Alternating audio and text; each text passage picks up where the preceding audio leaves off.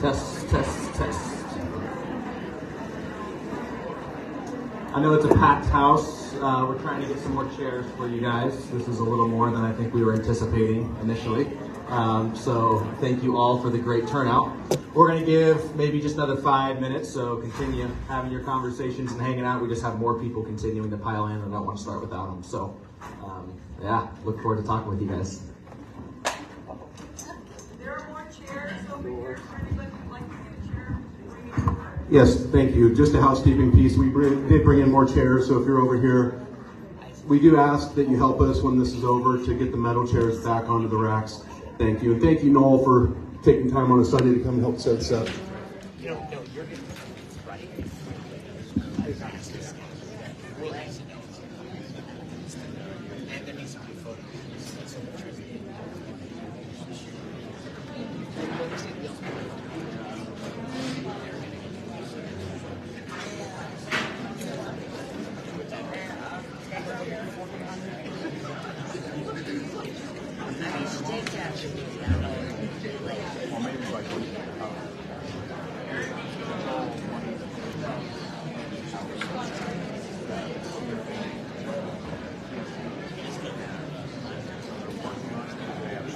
We need a triple break or something.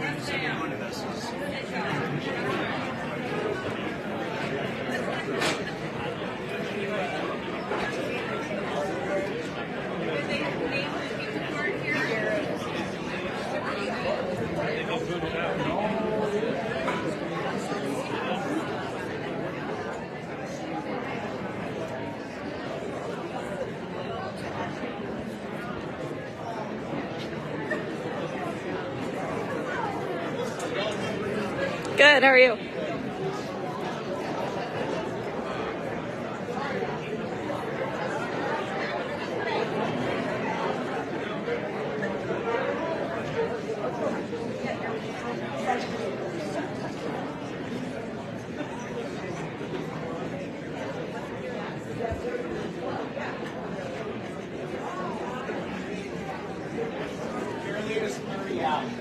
She said she's 3-0 out, so she said get started. She'll get here and she'll just watch it. Yeah, they do. Okay, we are going to get started here. Commissioner Mejia is running just a little bit behind, but she's going to just run straight up here when she gets here to be on stage with us. I'd like to start things off, first of all, with a Pledge of Allegiance, so if you all stand with me.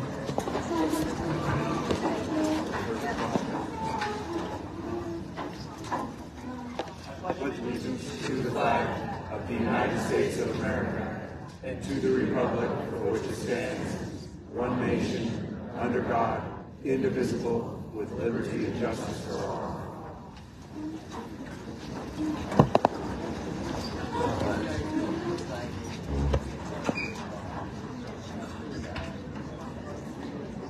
So, if you haven't figured my style out yet, I don't write speeches. We just kind of go off the whim. And so far, it's produced a lot of great organic conversation out in the community. And so that's what I plan on doing here again today. So none of this has any real structure to it. The plan for the night is that we will essentially cover some of the Tenino sex offender housing stuff, what the sheriff's office knows. We'll try to answer any questions that you guys have about it.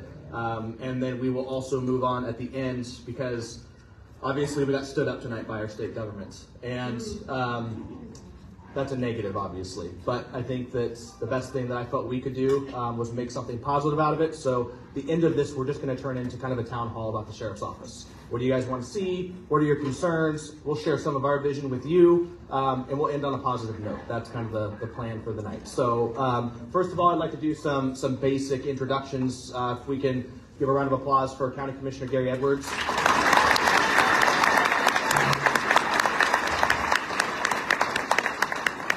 We will do Carolina Mejia when she gets here. I know I saw congressional candidate Joe Kent in the back somewhere. Thanks for showing up.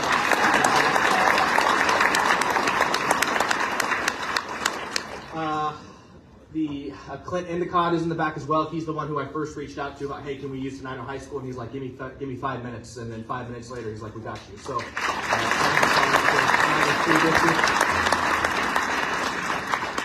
am I missing anyone? I know I probably am. I kind of got here in a whirlwind. Mayor, yes, yep, Tenino Mayor Wayne Fournier, thank you for showing up. We appreciate all of your input on this. Do we have any Tenino City Council members who are here tonight? If you could please stand for us, and we will just do a round of applause for all of you. Thank you so much.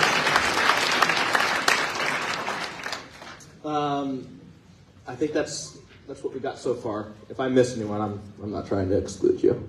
Okay, so the state government. I'm not very happy with them, and I'm just going to vent for a minute. And I'm not trying to rile anyone up, but we had confirmed, when I met with our state governments, we confirmed that they were all good to go, that they were going to show up and they were going to be a part of this.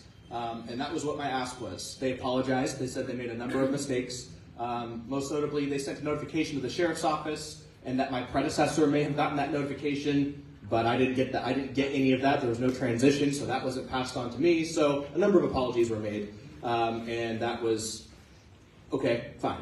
And I said, you guys owe it to our community to come out here and answer some questions. You just do. And then we got the second email, which was, hey, we're a little concerned about the security. We're a little concerned about the structure of how this is going to go down. And I'm like, well, how I plan on having it go down is that you will sit up here on a table, I will stand here at the podium, and people will raise their hand. That's usually how these things work. The second thing was the security, and I said, well, how many deputies do we have here tonight?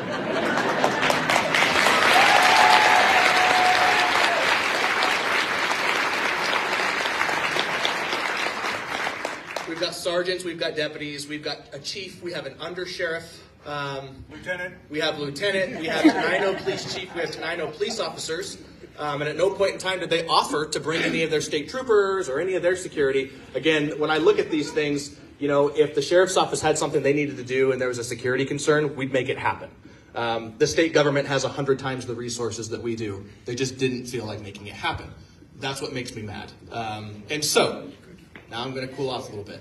Sarah Fox and some of the people that have been working behind the scenes, I know Kendall Tunnel's probably in here. If you guys want to come up and just kind of give a brief update on what you guys wanted to speak about, now would probably be a good time for that. If we can give them a round of applause on the way up, because they worked really hard on this stuff too.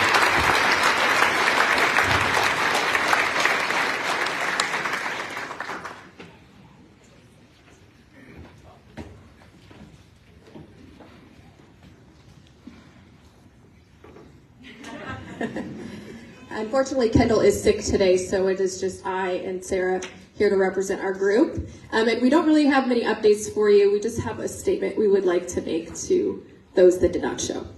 So I'm Carrie Jeter, and I'm one of the 3 volunteers leading the charge in this just cause, along with Sarah Fox and Kendall Tuttle. And we have a few comments to make. Certain state agencies and government officials have begun to employ certain fear tactics to attempt to silence us. They are telling us that our rights don't matter. It's like they are telling us that our consent is not needed for them to do whatever it is that they want to do to us. It's like they are activating the same tactics that sexually violent predators have done to their victims, and we will not tolerate it. Predatory behavior means any conduct evidencing egregious, habitual, or continuing attempts to misuse power, authority, position, or situation to abuse, exploit, or harm others. We are standing here today to speak against these state agencies and certain government officials. You will not inflict pain upon this community or fear upon our families, nor will you threaten us without a fight. As a group, we have been peaceful, professional, respectful, and we have repeatedly asked for an open, transparent, and honest conversation to find a resolution that works for everyone. And that continues to be denied to us. Silencing us into submission, ghosting us when we ask hard questions, gaining an opportunity of trust like tonight, and then not showing under the guise of safety concerns is gaslighting. We are all paying attention to the truth that certain state agencies and elected officials are misusing their role and their authority in attempts to cause us harm, outright ignoring us as though our needs, our wants, and our rights are not valid. This, by definition, is exactly what predatory grooming is. They are asking for a mass scale of trauma to be inflicted upon this community. They are asking on a mass scale to re-victimize many survivors whom we have gotten to know through this process. The state is overlooking their responsibility and accountability to the constituents who have the right to vote. For me personally, I did not serve in the United States Army or the governor of Washington State in the Washington National Guard to defend the Constitution and to protect the rights of the American people simply for mine to be stripped from me. There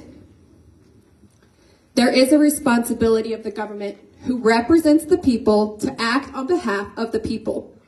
So I just want to remind everybody who is in this room and anyone who's helping us in this just cause, I urge you to remember that together we are powerful. Together we can make a difference. Together we are louder than their silence. That's all we have for tonight.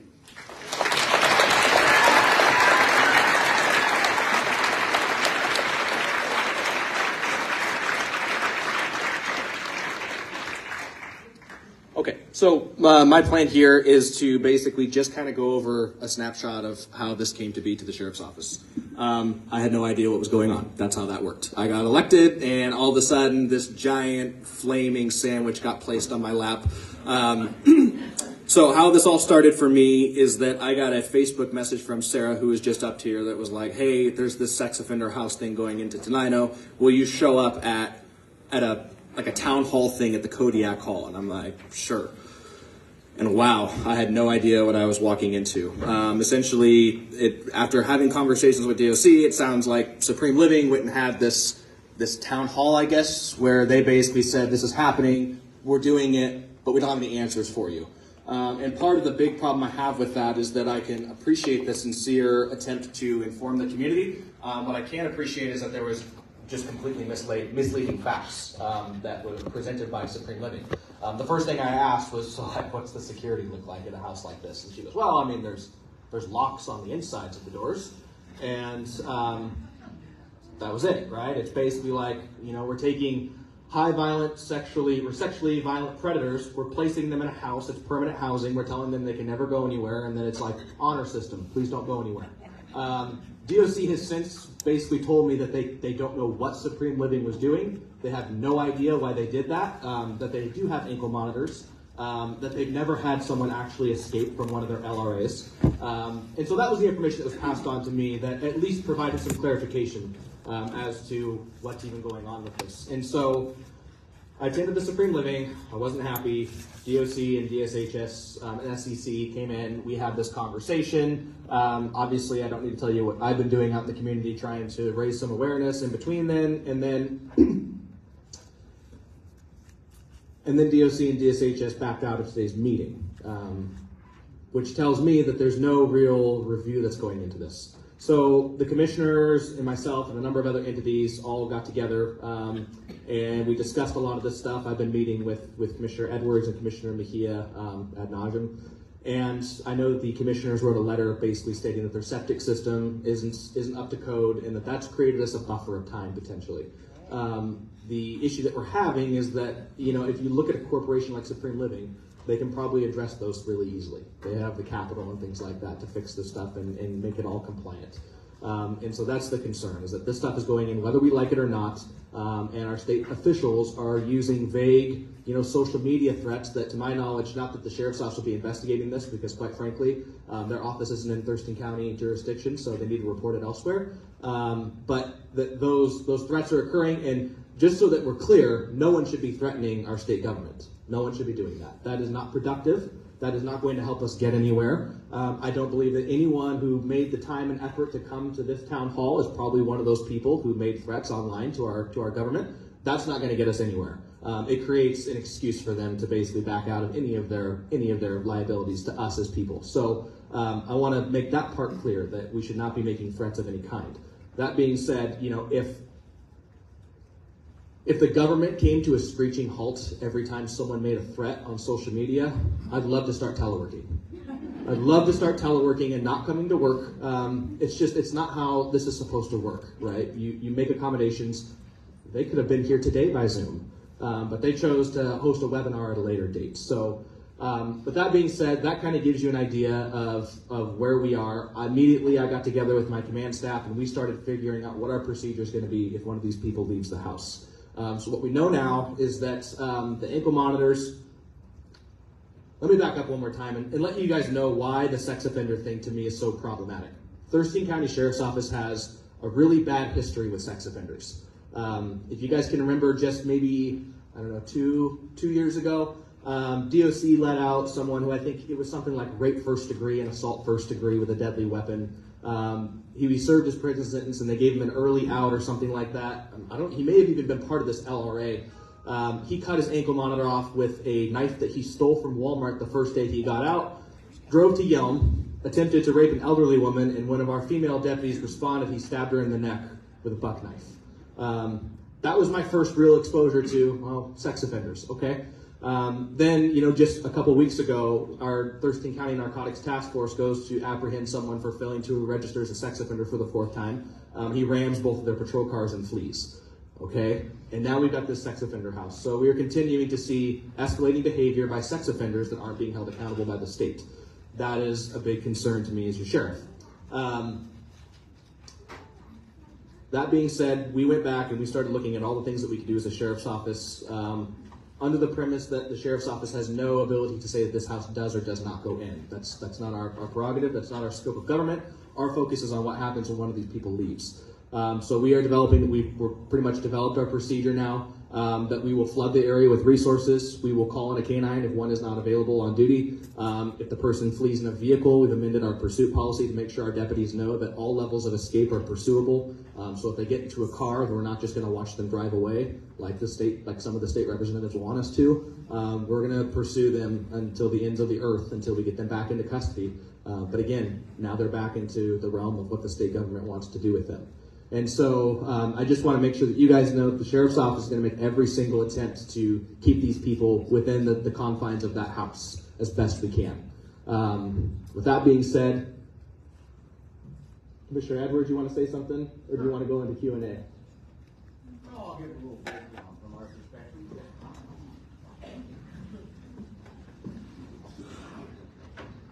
The first thing I'd like to say is that Commissioner Mejia is with you 100%. She has been there all along. Now, she's not here right now. Something probably came up, but I can tell you that she is right there, every bit as concerned as you folks are. So I suppose she's going to be here in a little bit. But there are a couple of things that the sheriff mentioned, and the septic system was one of them. The water that's provided to this residence, that's another unique system on these type of situations, if you will. The kitchen, it has to be a commercial type kitchen if they're going to be serving food there. And security is really lacking, really lacking. And one of the things that came out early on in this was in the job application, there was the word was out there that, we're looking for young people. We'll give you 3 days training, and we would hope that no women apply. And it kind of lets you know that there might be something going on there, that they do have some concerns. And so anyway, from my perspective, I mean, it really lit up red flags, and we did not get notified. It says in the RCW that we do need to get notified. We did not. I'm not aware that the sheriff's office even got a sex offender notice, because I don't think they knew about it at that point in time. But We did. we did get something. If it's just one person who's being registered as a sex offender, we get those Yeah, all day and you get long. them So, all the no time. red flags there. And you have to remember that the folks that put this together, this is all voted on by your legislators. You got to look around and see who put this together. I'm not here to campaign for anybody, but you might look around and see who put this together and who signed off on it. Because it's an ongoing battle. You know, they keep talking about, well, the federal Constitution protects and legislation and the Americans with Disabilities Act and the federal housing and all that. Well, there's nothing like this going on in other states. I'm not saying they aren't attempting to do some things, but most states this is not going on. We all live under the same Constitution. Just so you know that they're using, they use things to their advantage when they can. And I'm going to encourage all of you to look up the particular legislation involved in this. I'm not going to try and give some kind of a lecture on that, but you will see all kinds of inconsistencies where public safety is supposedly the main issue, but it's the least of the issues that are addressed in the reality of trying to implement this. There is no public safety involved where the legislation definitely says there should be public safety as the top priority. Now, if you get an opportunity, and I don't know if anybody wants to write this down, but the Attorney General's opinion from 2021, it's and the number is 2021-04 from the Washington State Attorney General's office, that's Bob Ferguson's office. They're the ones that gave the legal coverage, if you will, that, well, you gotta let this in. We local government cannot keep this from happening in our area, the way it's written. So you take a look at that, and then you'll see inconsistencies all through it. One of the things that we hope will take place is there's a section in there where the county prosecutor, in this case, the first offender that they're sending to us, is from out of the area, and so when he comes to this area, there's a requirement that we get notified that this offender is coming. Our county prosecutor then has the ability to bring an action in court to address your concerns. And I was hoping maybe we'd have somebody here from the county prosecutor's office tonight, but I'm sure they are looking into it. That's all I can say about that at this point. And I'm sure, you know, most lawyers, they're not going to want to get up here and give you, well, it depends. The answer to every question, well, I don't know, but it depends. And I'm not saying that to be detrimental to the attorneys in the group. It's just the reality of what we are up against. So the county commission is working on your behalf.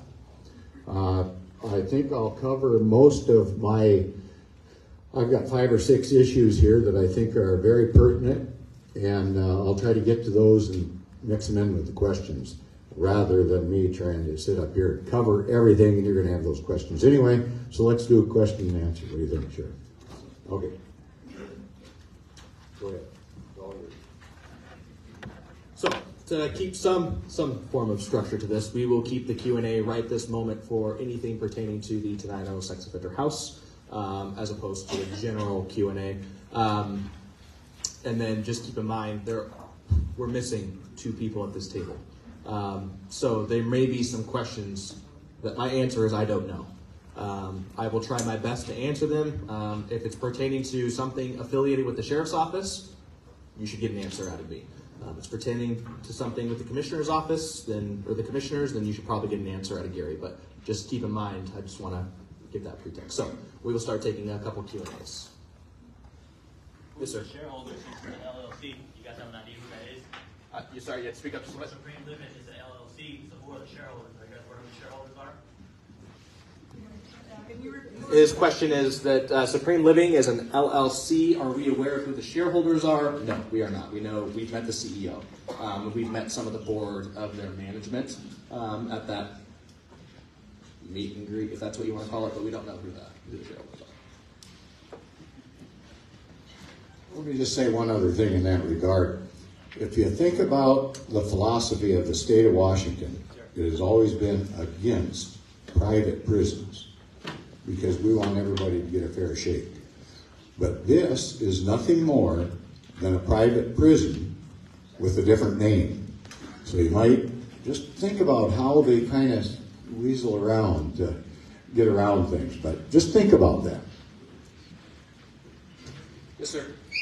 County records show that that land is deeded as residential, but this is a business. So if this is a business, how are they getting around that?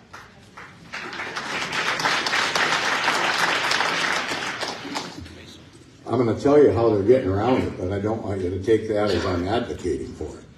When they wrote this legislation that allows this, they preempted our codes. All the county codes and zoning have been set aside. They don't need to have a business the same as you might have to have.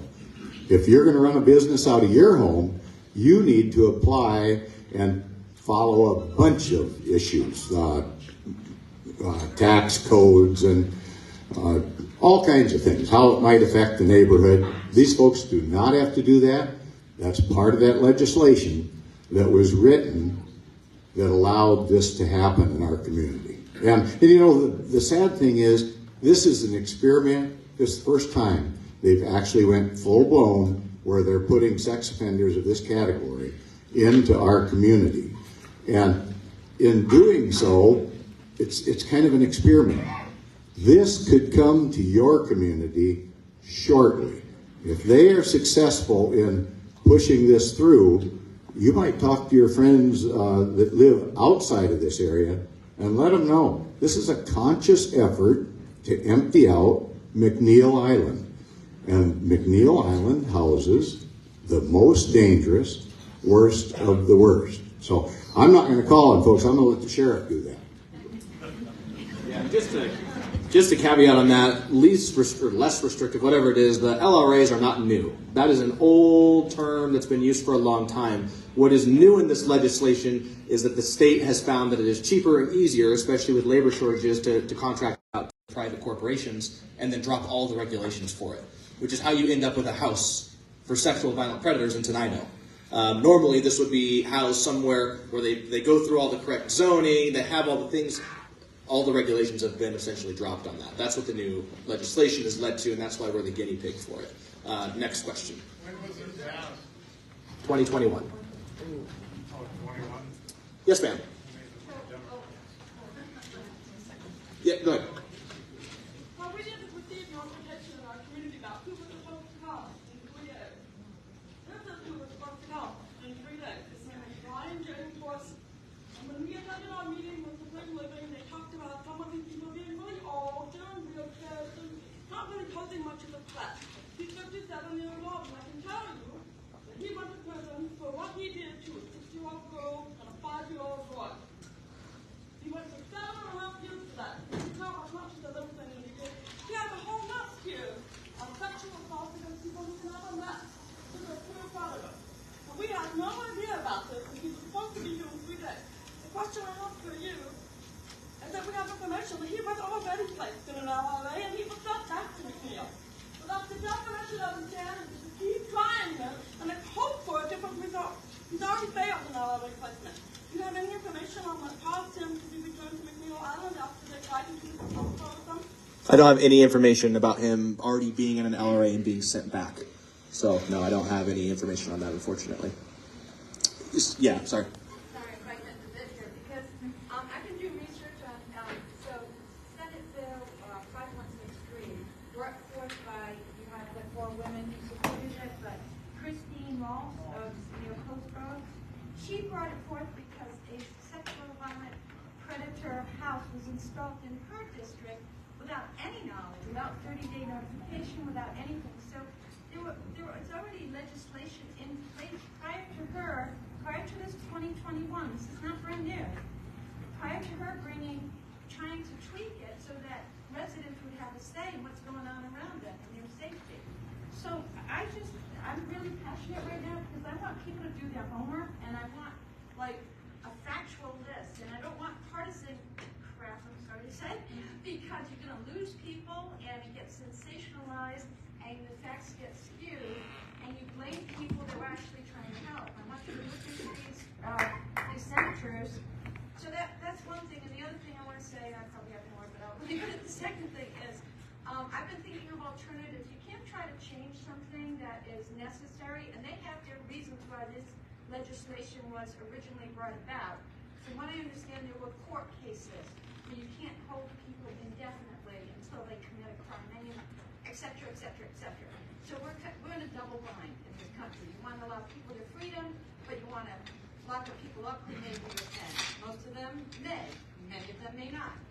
Okay, so what I want to say is if we're going to try to change legislation, which is really where we're headed, we need to present alternatives. So a few things have been mentioned to me, and then I'll finish, thank you, is try to house them more near industrial areas, away from residential, try to house them near sheriff and police precincts, which I thought was a great idea. Try to house them, what was the third one? Oh, military, thank you. Military bases. Even though there's family military bases still have that kind of like, don't you dare, don't you even think about it, right? So we need to get facts, and don't be partisan and sensationalized, please, and we need to think of viable alternatives to present to our legislators. Thank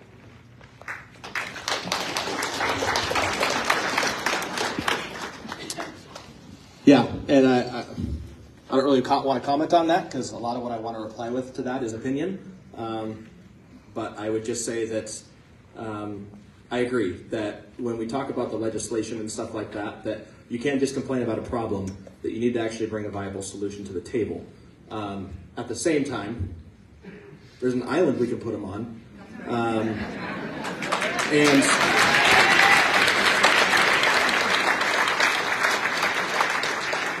And you know, it's also really important to understand that not all sex offenders are the same. They just aren't. There are different levels to them. McNeil Island is level 3, sexually violent, worst of the worst, according to DSHS. So we're not talking about like the guy who got drunk and peed in front of a playground on accident and ended up going to McNeil Island and now he's locked up there forever. She just described someone who raped a 6-year-old boy and girl. So I think that's my initial response to that is that does sexual assault not occur on military bases already? Do we not already have issues of women getting assaulted and sexually harassed and assaulted on military? Like, I look at all this stuff. The police precinct is maybe a good idea, but you know where we usually place our police precincts? Next to schools. Right. So that when someone goes in to hurt our kids, we can run across the street. So I appreciate that, and I do agree. And I've from the beginning, I've tried to take a really balanced approach to this of like, I get it. There's a court ruling, and with the judge's rule, that's how it has to be, and the legislator has to respond to that. But I think a better alternative to contracting this out to the lowest bidder, a CEO of a company, would be to maybe just invest that money and create some specifically designed and purpose-built LRAs. Go build it in the mountains of Enumclaw, wherever, right? Where you put a glass wall around them, and they can gaze out into the forest and be less restrictive. No, absolutely, and I'm not saying put it. I meant Clay Allen. Sorry, I meant Clay Allen. But no, absolutely. But what I'm saying is that you could purpose build something like this if the state actually invested the money and make it an actual facility that is less restrictive, that isn't a 5-bedroom rambler in Tenino. That's just my idea on that. So.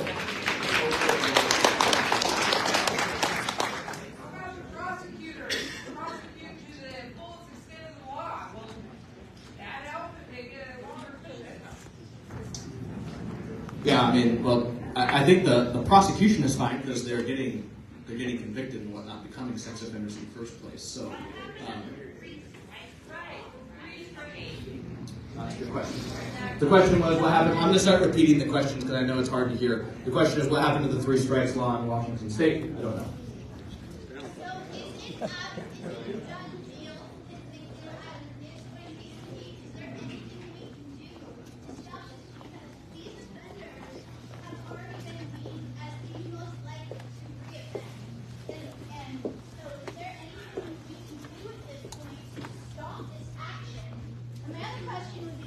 Hang on, I have to repeat your question, so okay. You're going with, I'm going to forget. Yeah. So the question was, is this already a done deal? Is McNeil Island being shut down? And is there anything that we can do to stop that? My initial response to that would be that your state representatives are the ones who ultimately dictate where money goes and where money doesn't go. At the state level. They're not shutting down McNeil Island. I've been told that as well. That's conjecture here. Yeah. And we're assuming that they want to. We don't know if they are or not. I believe. Legislators said, no, it's not being shut down. The CEO of McNeil Island said, no, we're not shutting it down. We have to have, some of these people cannot be released. Correct. And they're going through a process, trying to figure out which ones can be released. Correct. But it's something that's bothering me. A lot of this is bothering me. But the fact that this person was not from Thurston County, this person was from Kitsap County, went through a Kitsap County Superior Court. It was a Kitsap County judge that said, yes, you can release this person to Thurston County. That's an issue. Because we don't vote for that Kitsap County. We need to make it to where it's our judges that have the option to weigh in on how they're going to be released and where they're going to be released. Because if they're doing it wrong, we vote them out. Yeah, there's no accountability in it right now. When they get cop shot for a friendly judge in a county on the other side of the state. And that's a solution to a problem. I think, right? It is just making it where, because that's how this, according to DOC, what they told me, is that basically when someone comes to McNeil Island and then they get to a point where they qualify to become an LRA, at that point in time, DOC basically picks a house, or they pick an applicant from one of these corporations that wants to make one of these houses a sex offender house, and DOC will go do an investigation on the house. So at some point last year, DOC went after the house, and they told me they noted things like there's a ski lake, there may be children on the ski lake, this is a rural installation, there are a number of issues, there may be cell service issues, there may be internet issues. They bring power outages. They bring all of that back to a judge who then makes a decision on whether or not it's acceptable. Someone passed it. Someone said that this Tenino house was good enough for them, but as Mayor Fournier brings up, that could be a judge in King County, that could be a judge in Kitsap County, that could be a judge anywhere else that isn't actually liable for their actions here in Thurston County, where we want to take our frustrations out and vote someone else in. So I think that's an actual solution that the legislature should consider moving forward. So I'm going to take some more questions, and again, I have to repeat them. So, yes, ma'am. I was just going to say to her point about it not being partisan, I would agree on that. I think all of us want to protect our children, but the fact that, like, Senator Christine Rolfes is sitting there saying that, oh, they're potentially dangerous doesn't mean they're necessarily dangerous. That's garbage. That kind of wording and that kind of, that's just you passing the buck onto somebody else because you can't answer the tough questions. And that's the kind of stuff that I'm tired of seeing, that I think all of us are tired of seeing. Like, give us the facts, give us the truth. Stop going behind our backs and saying ridiculous stuff. The difference between potentially dangerous and dangerous is the act. Any one of us are potentially dangerous sitting here. So that is the most garbage statement, and that's not partisan at all. That's just, you are elected to protect us, and you're working for us, and that's the garbage statement you have to say about that. That's where people are starting to think about partisan stuff. That's where it becomes like, no, this is garbage. So I agree. I want to protect our children. I think we all agree. I think that's where we all draw the line. But I mean, come on, we need facts from these people. We need actual people that like you that are showing up and standing here and saying, I don't want this either. And how do we fight it?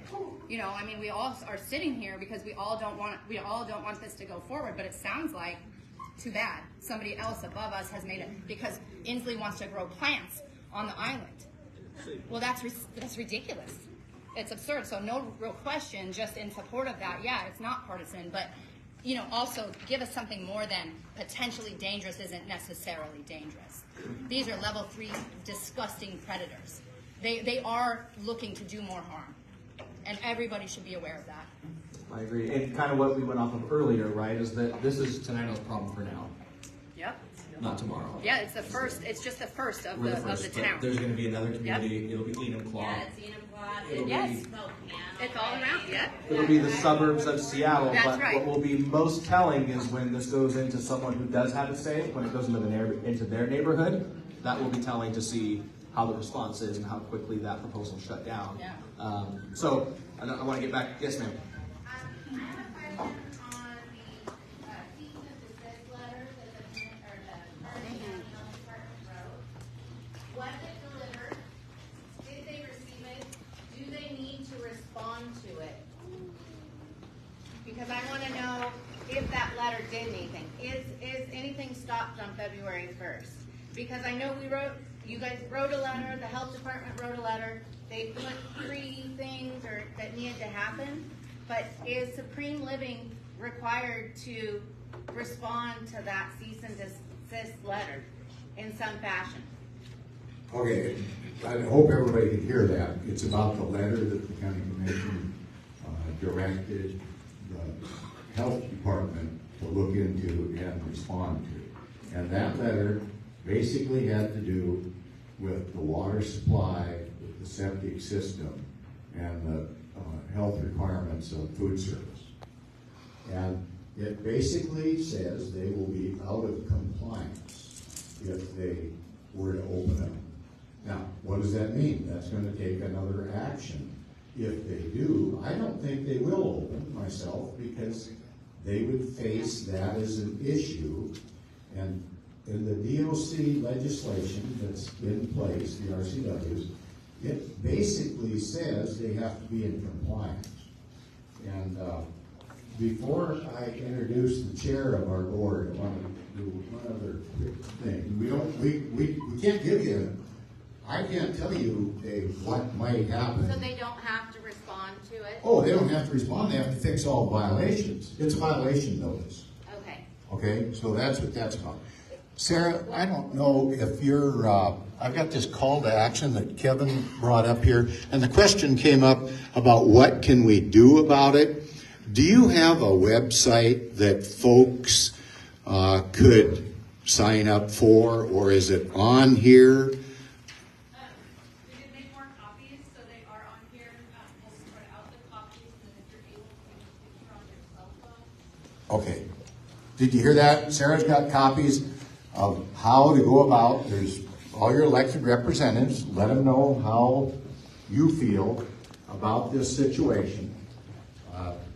Right now is a good time to get a hold of those folks, because we're just in the infancy of getting this situation solved. But let me introduce the chair of the Thurston County Commission. Can I put a copy of that on video? Yeah.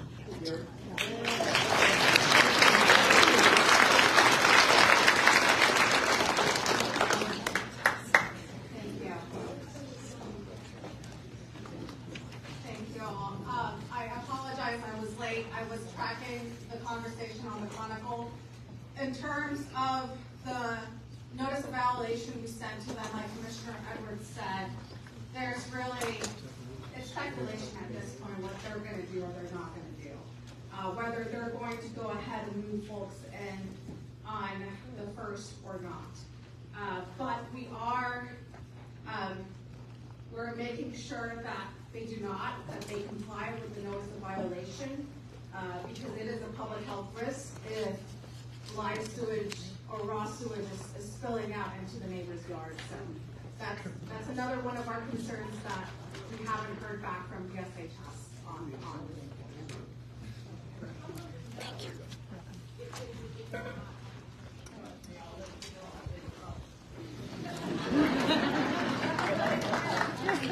Notification process in place there. In place on February. Her question was, how will we know if someone moves in? Yeah. And the neighbor said, you will know.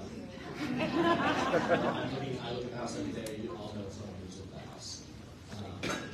It's obvious to me that the state supports the criminals more than citizens. My concern is, when one of these bastards gets out and does something to a child, are they just going to be recycled back to that house? Because where are they going to put them? No. DOC has said any violation of their LRA, whether they go outside of their ankle monitor scope, or if they assault a staff member, or they escape, or anything like that, is an automatic revoke back to McNeil Island. Okay. That's too late. That's what DOC told me. This is a private business. They are motivated to not notify of a virus. I would think, right? They're making $38,000 a month of these people living there, and it is not to their benefit to have them ship back to McNeil. Those are money makers. And therein lies the problem. Yeah. Private prison, private contract, all those kinds of things create a for-profit system of abuse. And so, yes, sir. Okay, as far as their violation of the code, these folks got to be fined. They can fix that stuff in the New York. Yes. Okay, that is of no value to us at all. Number two, point of clarification. Howard just showed me a website that DOC is closing McNeil Island. They had intended to close Large to save money, and they said, no, Large won't save us enough money. We'll save a lot more money by closing McNeil Island. Money, it's all about the bucks. So DOC shut down the prison, but DSHS still runs the SCC. Correct. So there was a shutdown. There was a shutdown. Of McNeil Island's prison with DOC. Correct. But DSHS, they're stuck on that island as far as they say. And that's what's so important to know is that all these people have already done their business, and they're so dangerous that they were like, nope, you can't. You're still too dangerous to be in society. So even after their sentence was over, that's where they put them. And these are the people that they're going to put by our kids. Yes, sir. In the back. Thank you. Can everybody hear me? Yes. Good. It's been a long time since I filled this hall. My question is, ties off this guy right here. Good. Is there a way, since this was legislation, and a good portion of it is questionable whether it's constitutional or not, that the Thurston County prosecutors can put in a stay order so that we can get this at least stopped and fixed and possibly pushed away? So the question was, in the matter of whether or not this is constitutional or not, can the Thurston County Prosecutor's Office, based upon an injunction, a cease and desist with our Superior Court? What I can tell you is that this week I'll be having those conversations with our prosecutor. I don't have the answer to that. Obviously, the prosecutor's not here, but we are going to have those conversations. Now, some conversations I've had with the attorneys, because this legislation is so new, they wrote it pretty bulletproof. They covered a lot of ground in this legislation to make sure the what-if scenarios, right? What if the county commissioners just write a code that says no LRAs? What if they try to do this? Can the sheriff's office do that? Can the prosecutor's office? So they covered a lot of their bases, and that was something that the Thurston County, the lawyer that represents Thurston County brought up, is that a lot of this legislation is pretty bulletproof when it comes to legal action by the county that's impacted. And of course, in there they also say that the state's not responsible for damages. See, I'm not asking for the county to try to make up rules and regulations. We already got all that kind of stuff in there. What I'm saying is that we need to sue the state. This is a state that's shoving something down our throat. We need to sue the state to get them to at least stop what they're trying to do to us right now. It's happened many times. It's happened on a federal level. I don't see why it cannot happen here. To get our lawyers, our prosecutors, to stand up to Thurston County and say, you can't do this because it was not done properly. Just because they voted for something does not make it constitutional. And we have seen that over the last 5 years minimum. Our prosecutors, I believe, need to do that for us today.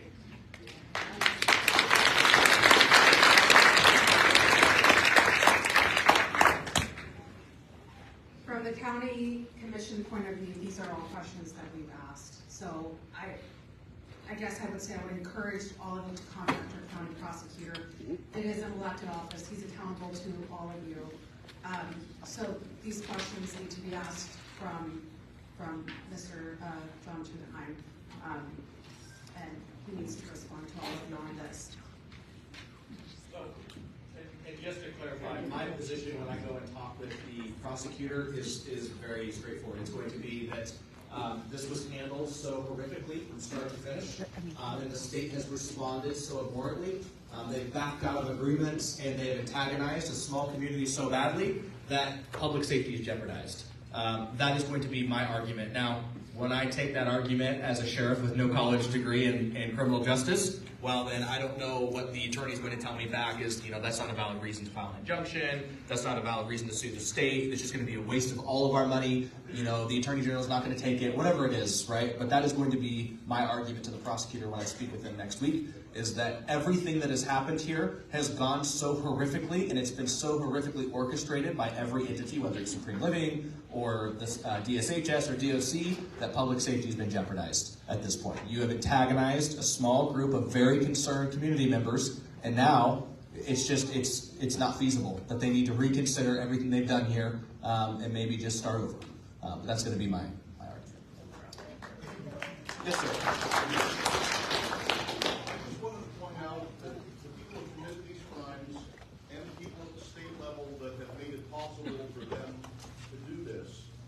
None of them deserve the grace of the word potential. That's right. These people are proven dangerous. Period. Yes. They wouldn't be in McNeil Island if they weren't. And they will be for the rest of their lives, and we all know it. Yep. The people of this state, the people in government in this state, are always trying to find a way to pander to the scumbags that congregate here, and we need to put a stop to it. Good try. Yes, sir. It seems like that we're not prepared to deal with this particular problem. And I'm wondering why the county commissioners haven't placed a moratorium on this type of deal. Because we have seen in other areas where they've shut things in like methadone clinics and the community doesn't want, that the first thing the commissioners in other counties were doing is put in a moratorium, readdress it through the planning commission, get their hands around what needs to be done, structure the police department, and it slows things down. I understand you can't lawfully prohibit it. That does not mean that you can't put a moratorium in and get some clothes to go around all of this control that's coming in. Well, I just have to remind you of the legislation that was passed. Now they've had these residences in place for about 20 years now. But they've adjusted the legislation so that they actually took our codes and ordinances out of play. So that's why we can't just get together and put together an ordinance or a code violation against this. That's where it takes the attorneys that are covering this to come up with strategy, and we're working with our attorneys to do that. And that attorney is presented to us by County Prosecutor Tugendheim. So he's aware of what's going on, and I fully expect he's going to be engaged and helping us come up with a solution. It's just that none of this happens very fast. And when someone said earlier about if these folks have a lot of money, they can fix these violations that the health department set out as notices of violations. It isn't that simple. They need to not only put in an application, but then they need to have approval, and then they need to do the work, and then they have to have inspections. And I don't know, have some of you ever talked with your friends or something that have had to go through this nightmare that's a process called county government? Anyway, so this isn't going to happen overnight. I do believe that we do have something in place that is going to create a timeout, let's say, to allow us to really work on this with other communities, with our legislators, because we've got legislators that are very, very concerned and active about this. I was up at the Capitol all week talking to our folks, and I can tell you, they're all in the game. They're with us. So, You know, Sheriff? It would be a shame if they found pocket gophers on his property.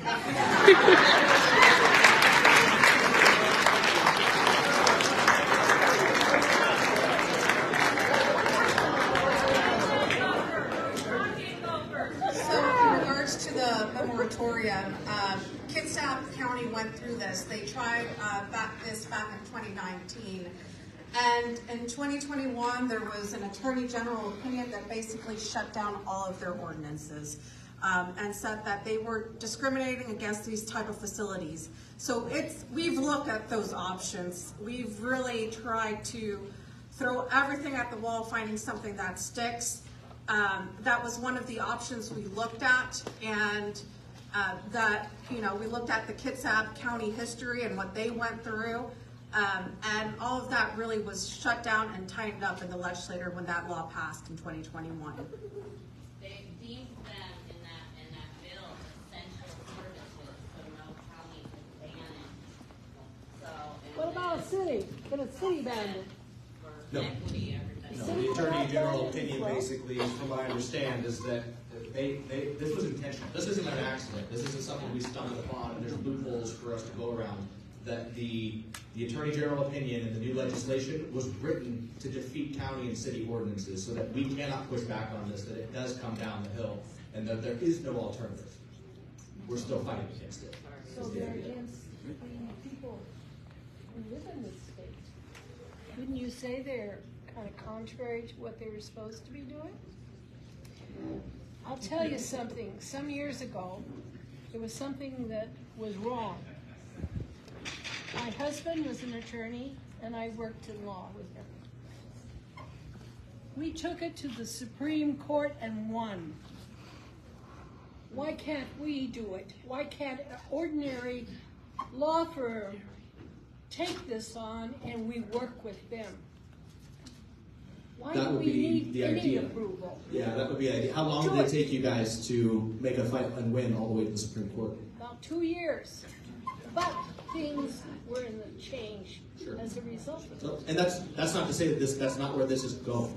But keep in mind, Supreme Court, not something that they're going to hear this tomorrow and fix our problems for us. So I know right now, the county commissioners are trying to solve right now. Number They're trying two, to fix that. Number two, these people are making money. I live right across the street from this house. I knew the original owner and the person who took it over and fixed it up. I got no notice about this. I am a great-great-grandmother. Do I have my grandchildren come to my home? No. Yeah, she doesn't have a question, but the statement was that that she's a great grandmother who lives next to the house with kids. Not next to her, Across the street. And I can tell you when they're there too. Okay.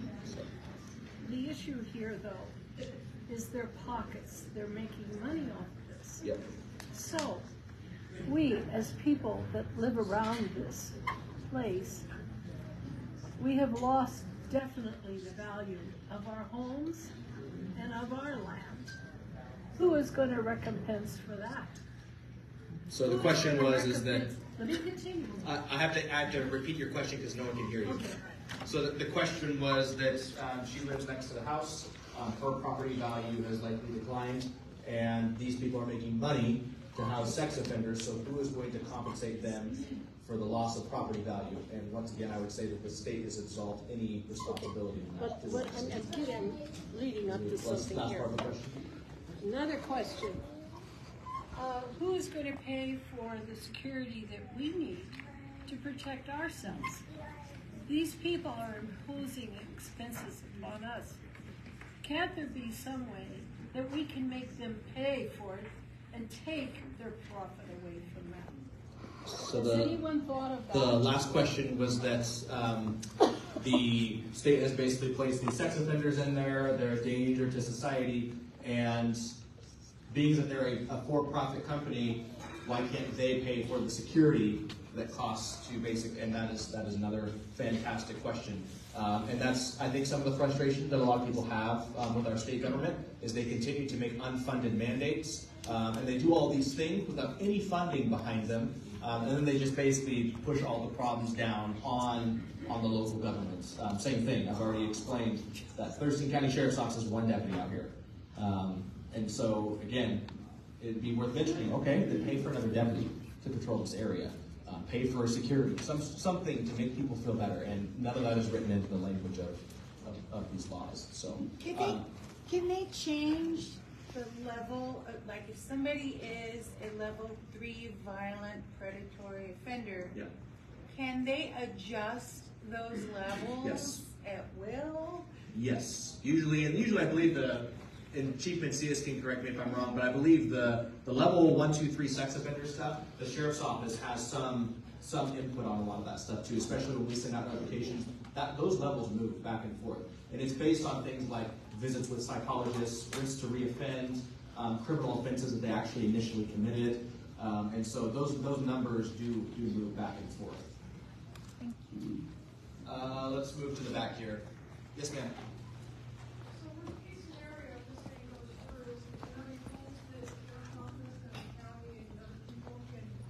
Give me as a person who lives alone, to make sure that if one of them does get loose, that I can defend myself. Because I can't have a gun. So tools. So. What about ambulance? As far as tools for the sheriff's office to provide you to protect yourself? Yes, or education, or something. Yeah, the idea is that we would probably push out a notification through all the major news outlets, through social media, everything like that for a lockdown while we send dogs out after the person who flees. Yeah. We don't have like a handout gun program or anything. As much as that'd be great, they would immediately probably make some legislation to defend I'm sorry, what was that? Can you repeat the question? I didn't hear that last part. She wanted to know if there's some kind of siren or what kind of notification the community is going to know if someone has escaped the property. How will everybody know that this person is gone? Well, I know one idea is that it's going to take some work, but to do something similar to an Amber Alert or a Silver Alert. But absent of that, it is going to be news media, all the lights and sirens in the area, and our deputies going out and searching for the people, just like anything else. When there's an active shooter at the school, it's usually not a siren that goes off. Although some people usually pull fire alarms, it's usually a massive police response that comes into the area, and we obviously have been doing a lot more on social media, letting you guys know when to shut down and all those kinds of things. To follow up on that, these residents are the property of the state, or are they the property of Supreme Living? This is not, I guess, when there's an emergency, where are these people? Who's responsible for them? That's what I need the community to know, is this isn't falling on the sheriff's office, it's falling on the state. Well, I wouldn't call them property necessarily, but they are responsible to whatever entity has placed them there. It could either be DOC or DSHS. So one of those two. Now, what would be great is if DOC could sit here and answer the question of if someone cuts their ankle monitor off, what kind of community notification do you have for this? See if they have any answer. Unfortunately, they're not here to answer that question. But from the sheriff's office perspective, we have looked at starting to think about like the Silver Alert, the Amber Alert kind of thing, but it's going to be a standard response for unfunded. Is Tenino High School going to get immediately shut down? I don't know, because it would depend on the circumstances, I suppose. If they fled in a vehicle, potentially. If they fled on foot, most likely not, because I believe that's like 7 or 8 miles away. So until we had a canine track that was actually trending this direction during school hours, but you know, most of the time our dog's going to catch them before they get that far. So. Yes. Yeah. I have a couple of sheriff questions, not, but I have a statement to make first. I see the people from Enumclaw are here. This is a Tenino meeting, and we're here to support you. We're from Pierce County, Edenville. It's happening in our neighborhood. Same thing. They lied to us. They snuck in under the radar. Enumclaw, it's happening too. Tenino, it's happening too. Spread the word to your friends. Tell them. Keep an eye on your neighborhoods. If the house is for sale, get on the listing and see who's selling it, who's buying it, and look them up, because we're getting lied to. We're getting lied to by real estate agents. We're getting lied to by politicians. We're getting lied to by LLCs. We have to watch out for our own neighborhoods. If we do it one neighborhood at a time, we can help each other. But my question for the sheriff's office is, I've always heard, and I'm asking you if this is myth or fact, that if a level 3 sex offender is released in your jurisdiction, that you are not mandatory, but sheriffs get notified of a level 3 and they do a flyer, mail out in a 2-mile radius or so many miles. Is that a law, or is that something you just do? I'm not sure. I know we do it. So whether or not it's a law or something that we as the sheriff's office just do, all I know is that we do that. And we had that all slated for February 1st. Repeat the question. The question is that normally when there's a level 3 sex offender that is slated to come back into the community, the sheriff's office gets notification and then usually makes a notification out to the public. The caveat to that is that we don't do that until the person actually gets placed in the home. You don't get pre-notification? What's that? You don't get pre-notification? We get the notification, and then they say, hey, on February 1st, this person's getting placed in the home. That is the day that we put the notification out. And the reason that we do that is because oftentimes that changes in the interim. So a lot of times we'll get a notification that says, yeah, this person's being moved into the house. We put out a big notification. Everyone freaks out and loses their mind. They're like, oh, oops, wrong ad. We're going to put them on this side. So in order to avoid the hysteria, I know I came under fire, send us this, send us that. And it's like, we talk to our attorneys, and the best practice, they said, is when that person actually gets placed in that home, because until we can actually say that person's there, we just create all this false alarm within the community, and it causes issues. So we don't want to put out unverified information. I get multiple right here. I'm not done yet. I'm not done. Yeah. The other thing I have to ask you is in the Pierce County, I don't know if it's Thurston County, we have a thing, it's a watchdog, and you can go on piercecounty.com, Sheriff's Department, and you can sign up for when you can push a button, it'll tell you all the registered sex offenders within 5 miles. Is that in every county, or is that one website, or is it each county has their own? I'm not sure. I just know that we have it. You're asking me Pierce County questions, and I'm not really sure. But it's called, we have that stuff. Called Watchdog with you too. Yes. It's on our Thurston County Sheriff page. Thank you for being here, and thank you for what you're doing. Thank you for being here. Thank you for coming. I have a question that borders on logic. You said that there's one sex offender cut his ankle band right? Can they have ankle bracelets, monitoring bracelets that you can't just cut off, or like metal? Well, with enough things, with enough tools, you can cut off anything. But the bands themselves, the bands themselves have triggers in them. They have fibers in them that also kind of cut. So that's how we found out in the first place that someone had cut their ankle monitor off. We got that notification from the DOC. And so, if that happens, that's a breach of law. They've broken the law when they do that. Yes. And that's an arrestable offense. That's an escape. That's a Class A felony if they cut their ankle monitor off. So, Vivian, I just want to make a real quick comment on what Gary said. You were talking about maybe spending enough money in legislature and stuff to get rules changing things. So they can spend enough money to get by this county requirement percentage and all that. Sure.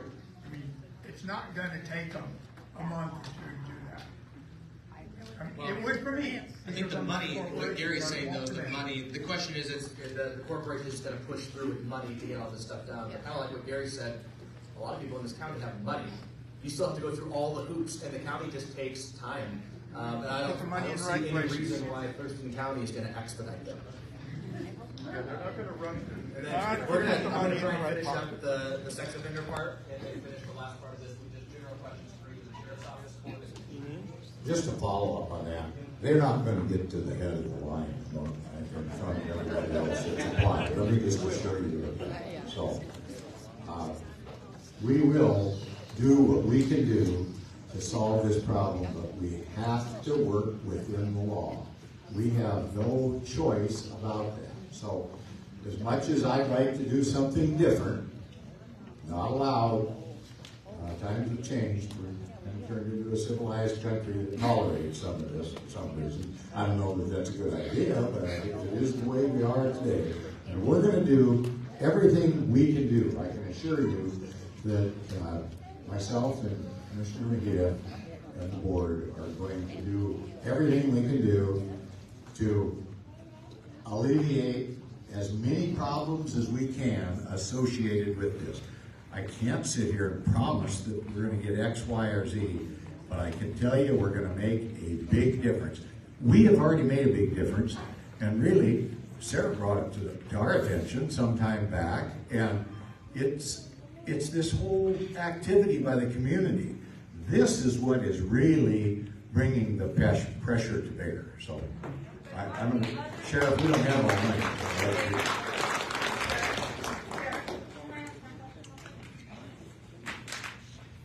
So I just wanted to go back to the ankle monitor situation because, again, really frustrated that DOC and DSHS is not here tonight. But one of my main questions, and I think the main questions of the community, has been connectivity issues. And DOC expressed their concerns regarding their research and understanding of the potential lack of service coverage for the area and what issues it may cause with their GPS units. There have been no examples at this time of what issues will be. So they have questions about their own ankle monitors and how their GPS units are going to work. And the county as well has concerns about that. The sheriff has concerns about that. And we've gotten no answers back from DOC and DSHS. And these are questions that we have been asking as a whole. So I completely understand your concerns about the ankle monitors. We have the same concerns. We just haven't gotten any answers. Vivian?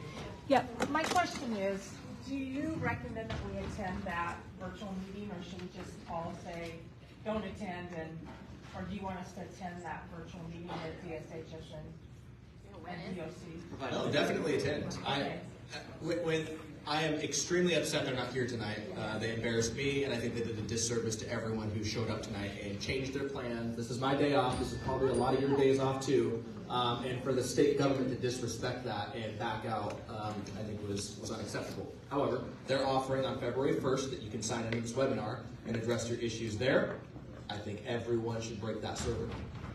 So my other part of the question is TC Alert, and I know there's a lot of regulations of what alert systems can be used for, but that might be something that you question Sonia at Emergency Management and find out if TC Alert, if you could make a group just for the people in that area, so if somebody escaped, you could send them an alert. That's just a solution that it's a software that we already have in the county. So speaking of that, and I'd like to try and transition into just a general Q&A now, because I don't want to spend the whole night talking about questions that a lot of us can't answer because we're missing a couple entities up here.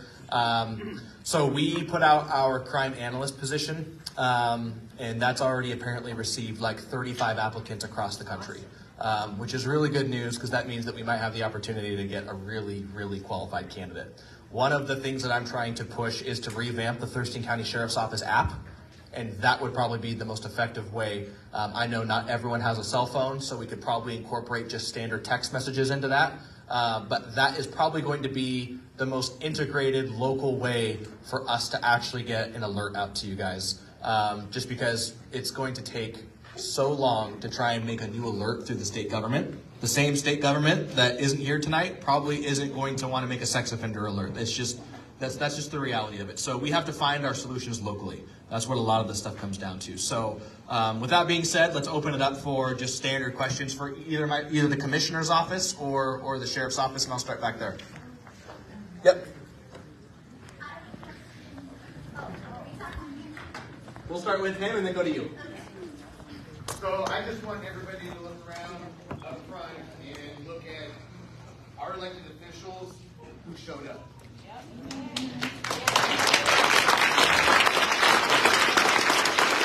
So, come 2024, know who you're representing. The people who are in office are not the ones that are here representing you. Yeah. That's a big sign. Friday when we went to go, I think it was Friday, when we went to go have lunch with Jay Inslee, he didn't want to join. So it's the people, the senators that pass this bill, like Derek and Gary said, they did it under the guise of COVID. They put in all they closed all the loopholes. So when it comes to election time, please remember who showed up and who did. Thanks, Dave. I appreciate that. So my question is actually for law enforcement about our rights. Because if one of these guys breaks out, busts their ankle bracelet, you guys know that no normal house is secure if somebody wants to get in. So if one of these offenders gets into one of our homes and one of us defends ourselves and they get hurt, what are our rights as far as that goes? Because the state put us in this situation. Well, I would tell you that if a sexually violent predator gets into your house, take them out.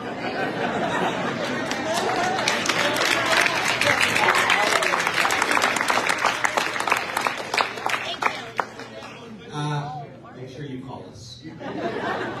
After? Yeah. Don't just bury them. Yeah, this isn't like a call 411 before you dig or whatever. All seriousness, right? If someone breaks into your house with the intent to do harm, you have a right to defend yourself. Thank you.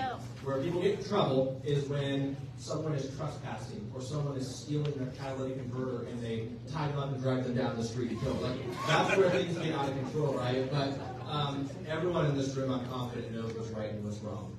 We know what to do and what not to do. We know when we're truly being threatened, and we know when we can call the cops and just, yeah, he's knocking on the door, he's acting weird, we'll just wait, right? So my suggestion to you would be to lock your doors, right? Don't force a confrontation. That's not going to help you in a court of law. And if someone breaks into your house, then you have a right to defend yourself.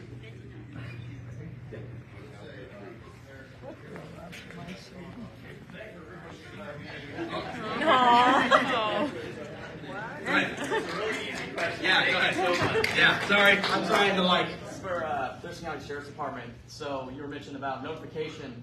So from the LRA, what is the distance, the radius distance that you would push out notification of a level 3 sex offender coming into the area? 2 miles, 3 miles, 5 miles, the entire county? What are we talking? Does someone have an answer for that for the sheriff's office? I was never in the sex offender unit, so.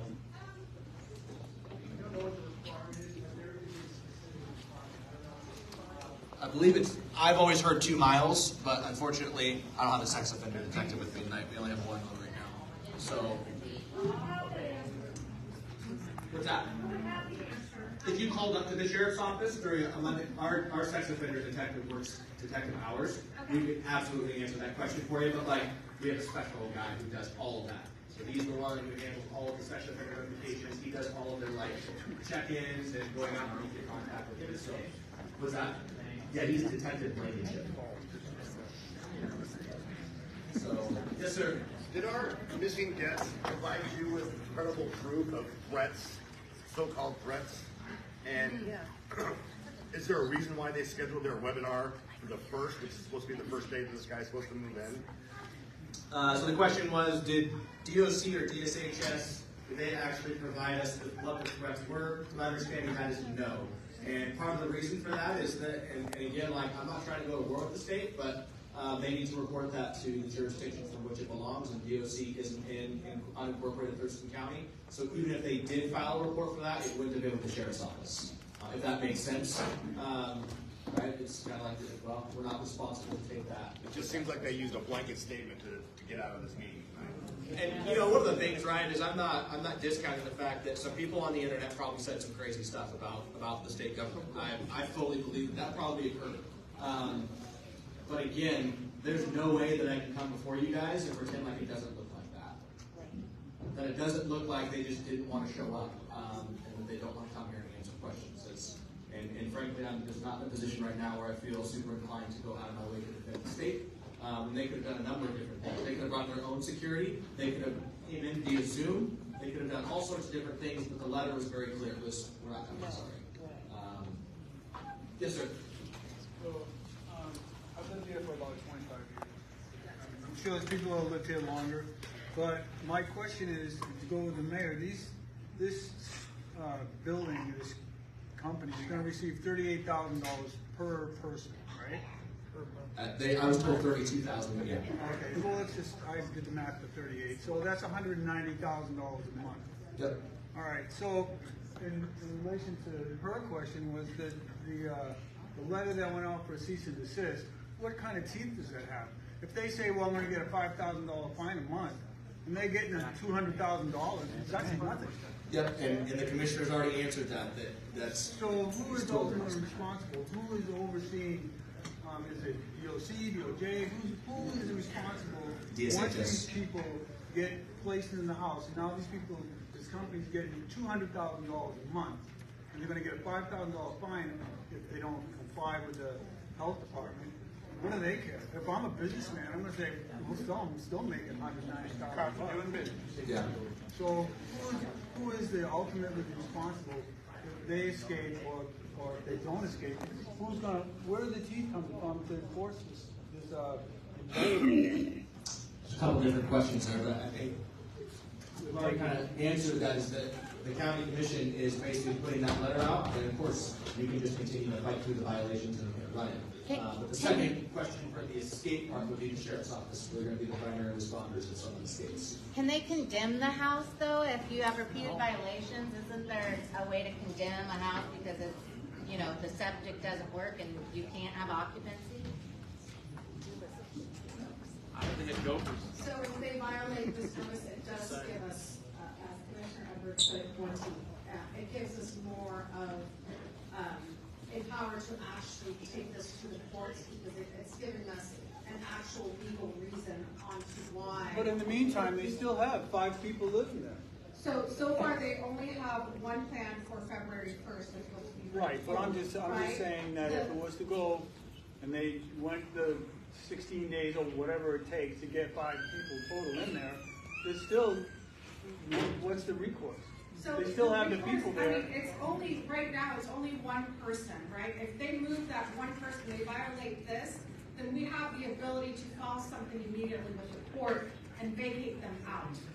But if you know, it all comes down whether they violate this or not on February 1st. That's kind of our key date that we're waiting for. We're not going to be waiting for any more dates to come through. If February 1st they decide to move through, then at that time we actually have something to fight back on. Yes, ma'am. So my question is, have you spoken with like the masses of other county commissioners and kind of let them know what's happening so we can be like a larger force to fight them?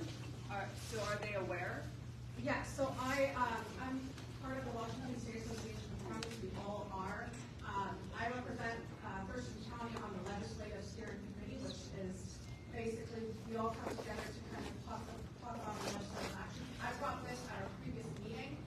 A lot of our surrounding counties are aware of this, and we're all signing on to see what the legislator is doing, and the Washington State Association of Counties is going to be backing that up. So we are all talking right now. It's just been really hard because everything has been changing every day at a time. We thought we had a chance with the ordinances that Kitsap County passed, and then we came and we saw that there was an AG opinion. So we're getting information every day on this, on what to do and what not to. But yes, we have been discussing this as counties, you know, with Thurston County being the first one, really. And my other question is where's the county commissioners like on the idea of changing these laws of making it a sexual assault a violent crime? I mean, I personally have a family member who is doing life in prison. He cannot get out, and it was not for a sexual assault. It was for drugs and guns. And so I think it's insane that he is never getting out. He doesn't have a release date that these violent pedophiles do. And so where are we in a situation with our commission and our legislation to change these laws? Because these guys shouldn't have a release date, not even to a lesser restriction. Because my Uncle Bill, he's doing life in freaking Monroe Prison. So I don't understand, like, where we can go and who we fight this battle with to change these laws. My nieces are victims of abuse and sexual assault, and that guy got 15 years. That was the maximum sentence he could get. They have a whole life of trauma. So how do we change these laws? So the commission, we do not have any say or any kind of jurisdiction over any kind of criminal laws. This has really directly to do with your legislators. So I would encourage you to contact the legislators in regards to that. We really don't have, that's kind of separate from the commission in terms of, whole judicial capacity. Yeah, so what you're specifically talking about is the crime penalty range. And that is explicitly held in the state representative. So the state representatives are the ones who get together and, like, for instance, right, there's a bill currently that is trying to change the penalty range for assault on a police officer. That completely has to be done through the legislature. That has nothing to do with county commissioners or sheriffs or anyone at the local level. That is all done at the state level. Okay, thank you. Yes, yes, ma'am. I would like to give you all another place to contact your state legislature. Call 800-562-6000. Tell everyone in the state that you know what is happening here can happen there. And a message will be sent, and call as many times as you want, all day long, 8 in the morning to 7 at night, Monday through Friday. 1-800-562-6000, the Washington State Legislative Hotline. 1-800-562-6000. 6,000. I got a question. Yes, sir. With all that's happening in Centralia, clearly the opposition and all that, they live about environment, and then they were right across on that lake side. Yeah. My question would I'll repeat be it. you guys on how many deputies are you guys going to start having out there? Because right now you only have one, right? Correct. One guy patrolling that whole area. Are you going to put more patrols out there? Is your scheduling going to be different now? So our schedule is based on call volume, and so the difficulty that we have 5 districts. They range over 700 square miles, and our minimum staffing during the morning and at nighttime is 7 deputies for 155,000 unincorporated citizens. During swing shift hours, it is 8 for 155,000 unincorporated citizens.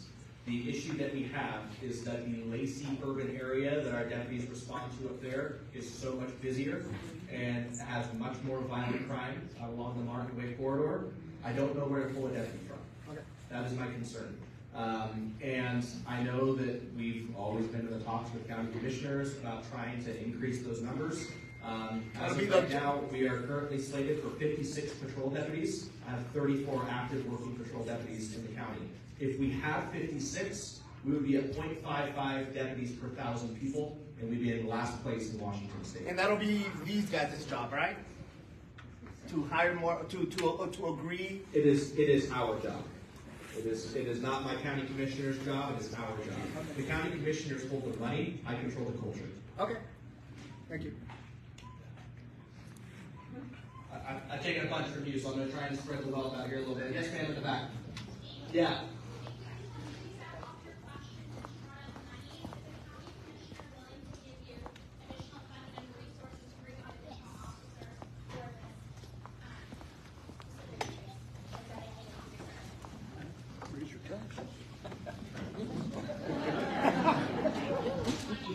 Well, that's where my heart is with law enforcement. But each year, we fund more money when we can. But what this is really all about is an unfunded mandate dumped on you folks by the state of Washington that passed this.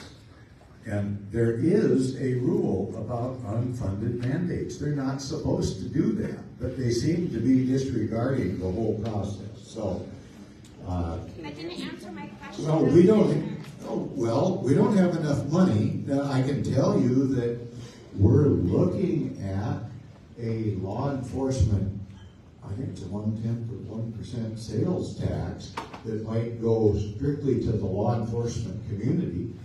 That could help, but that'll be voted on by the public, and you'll hear more about that. Money doesn't grow on trees. It just, the state legislature is where this whole issue that you're bringing up, we need to bring it to the attention of the state because we have very limited resources. And that's what we're up against today.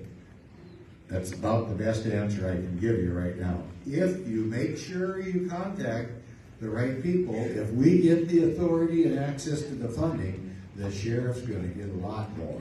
And there actually is some legislation pending this cycle that will address that. Is there anyone coordinating a meeting like this where we show up on the doorstep of the legislature and demand they do something? They are currently in session. They just did that. Yeah, they just did it. I never heard of it. If we all knew, we would all go probably. Sure. So how, is there somebody that we can contact to find out about these things so we can show up and spread the word?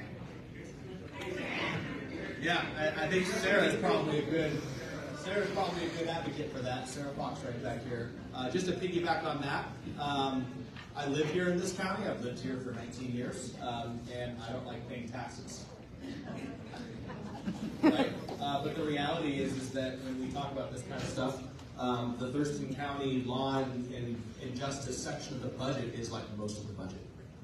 So when we talk about a sheriff's office that's extremely understaffed and whatnot, the only real opportunity that Thurston County Sheriff's Office has to get to where all the other law enforcement agencies in this state are is to impose a new tax. A lot of them are paying, like Pierce County, for instance, has a law and justice tax that they continue to pay on. It's 0.2% of a sales tax. So, you pay an extra penny when you go shopping every dollar you spend kind of thing, or a fraction of a penny. But that's ultimately what it's going to take, probably, to get to a point. Because every 2 years, the commissioners are usually pretty good about finding us 1 or 2 more deputies. And in that same time frame, we usually get 10 to 15,000 more citizens.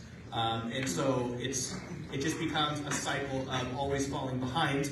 But my position on any kind of public safety tax that would be brought forward to the people, obviously the sheriff has to be part of that conversation, is that every last penny would be accounted for so that it can be scrutinized down to the dollar as far as where that money's going to go and what it's going to pay for. What I don't want to do and what I won't support is a public safety tax that comes through as if it's for law enforcement and to get you more deputies out here working the road, and then it goes to all the pet projects. It goes to the Gopher Fund, and then it goes to the assessor's office because they need a security guard to go with them when they assess for whatever it is, right? I don't want any of that. If we're going to do a public safety tax, it is going to be very clear and concise. Hey, this is going to pay for 15 new deputies. That's the only public safety tax I'll support, and I haven't even had those conversations yet. I've been in office for like 26 days. So, yeah, I want to take a few more questions. And again, I'd like to discuss some more like positive, upbeat stuff. I know that we can talk about the sex offender house all day long, but I also wanted this to be part of, do you have questions for the sheriff's office or the commission about what we're doing, what we want to do? Yes, sir, you back there. Yep, no, you're looking at me. Yep. Okay, so in order to do business, you have to have a business license. So do the county commissioners set the rate to do business, for the business license to do business in Thurston County? And if you do, why don't you jack up their rates about $1 million a year? Good idea.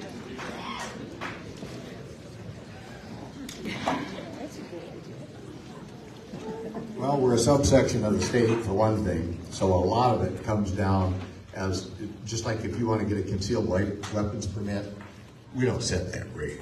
The state sets the rate. We become the sub-agent that issues the license, or the sheriff does. So it's just an example.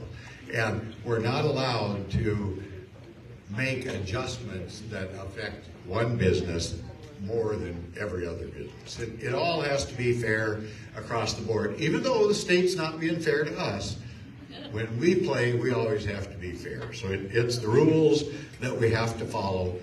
Please get a hold of your elected state legislators and tell your friends around the state, because it's coming to their neighborhood, and if they don't know about it, you can see this doesn't get a lot of publicity until there's some uproar. You know, the way to get notified basically is through your community. Yes, sir. Just a quick comment to everyone here. Please, please remember this and remember what's happening when you vote. And support candidates who will support what you want. Make sure you follow through on that. You have the right to throw these people out of office every 2 years. Please exercise that right. Yes, sir. Yeah, for the commissioners, if the whole process is still lucrative for Supreme Living or any of them to put this in place, why can't the county intercept these and do it ourselves at the county level? If they're going to be in Thurston County, put it by the jail or somewhere, build an LRA for this to housing. We were never even given an opportunity to enter into those discussions.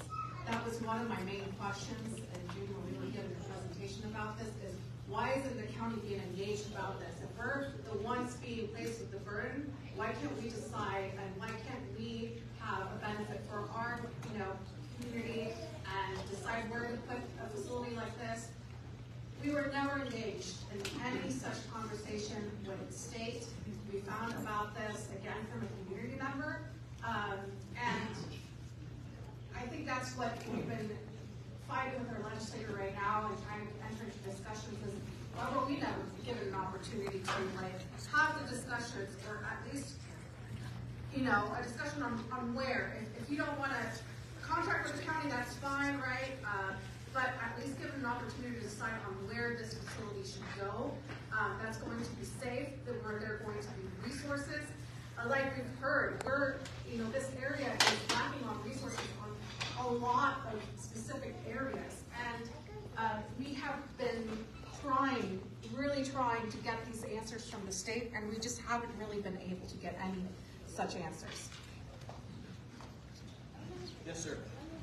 Yeah, so I may have an answer in part to that question. I submitted a public hearing request with DSHS a couple weeks ago, and I got a response related to their procurement process.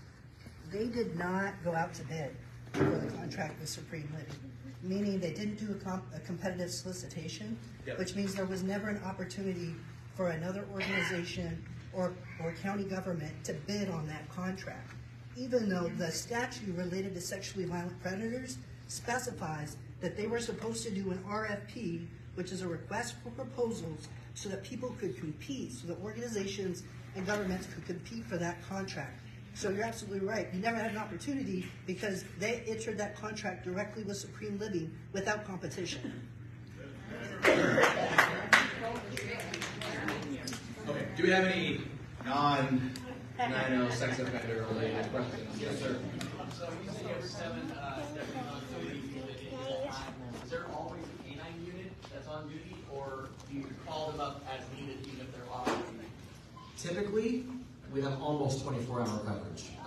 So we have we have 2 current canines, and we have a 3rd one that's in training. She'll be down here, Rod, very soon.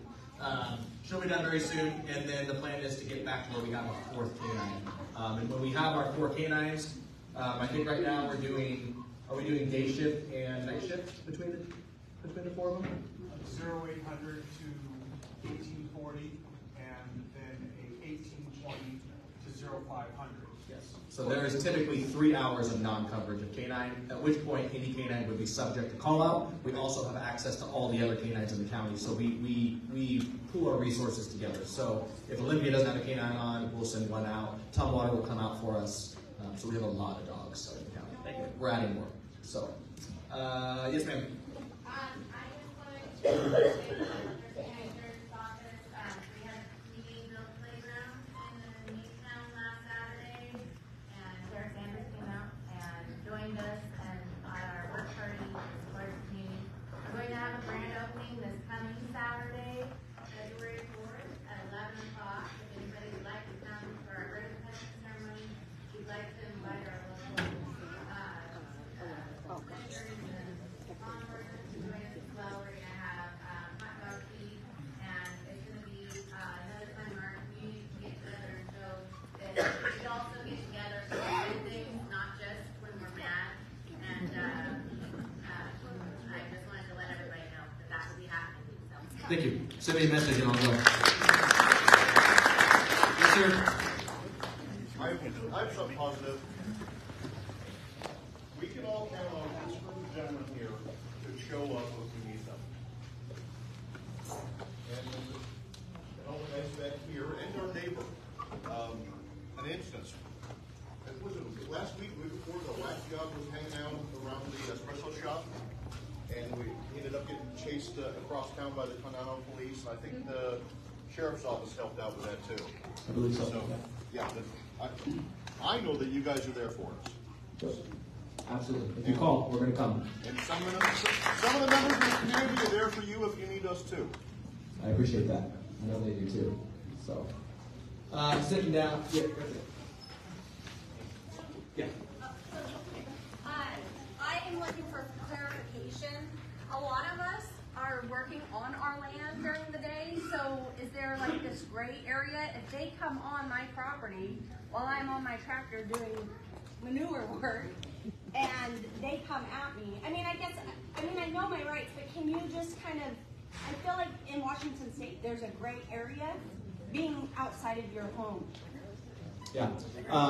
The one questions are very difficult, but what I would say is that in Washington State, you basically, what they look at in a lot of this stuff is that you just have a duty to not kill someone if you don't have to. That's the idea behind all of Washington State's laws and things like that, is that if you can drive away, if you can back away, and the person is just doing their own thing, where Washington State allows you to defend yourself from bodily harm. Yes. Okay. If a predator was to break into my home and they get bit by one of my dogs, my first question. With the dog. Yeah. My first question is would my dog be put down for biting? No. Or quarantined or anything? And my second question is would there be any legal legal ramifications? Repercussions for me? Anyone can sue for anything, but I would guess no. Okay. Yeah, I would guess no. All bets are off when you get into your house. And your property too. That includes your property. So, yes. I just want to encourage you all to educate yourselves online. We have a website that we can access that has to do with the state sex offender policy board. There are all kinds of reports on there that I was absolutely floored at some of the information that they are very candid about. They talk about the uproar that communities experience when they find out they're going to have a sexually violent predator placed in there, and they say, tell them it's the defense attorneys that are setting this up. It literally says in black and white, this is their text. So it feels like it's very intentional sometimes that we are being kept in the dark. But I want you to go on there and look if you have questions, because they give you the data. We talk about facts, how important facts are. So the facts are that from September 2021 to September 2022, they documented 25 LOA placements of sexually violent predators in the state of Washington. Out of those 25, there were 17 violations of their LOA agreements that were considered serious.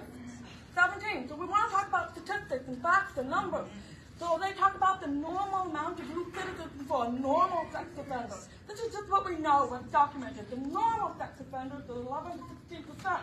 Sexually violent predators are rated at 43 to 48%. That's not acceptable for us. So in these documents also, when you look through the report, it talks about that they have 5 LRAs in process in Thurston County. I want to know, have they told you where the other 4 are in your county? No. That's my knowledge. Yes, ma'am.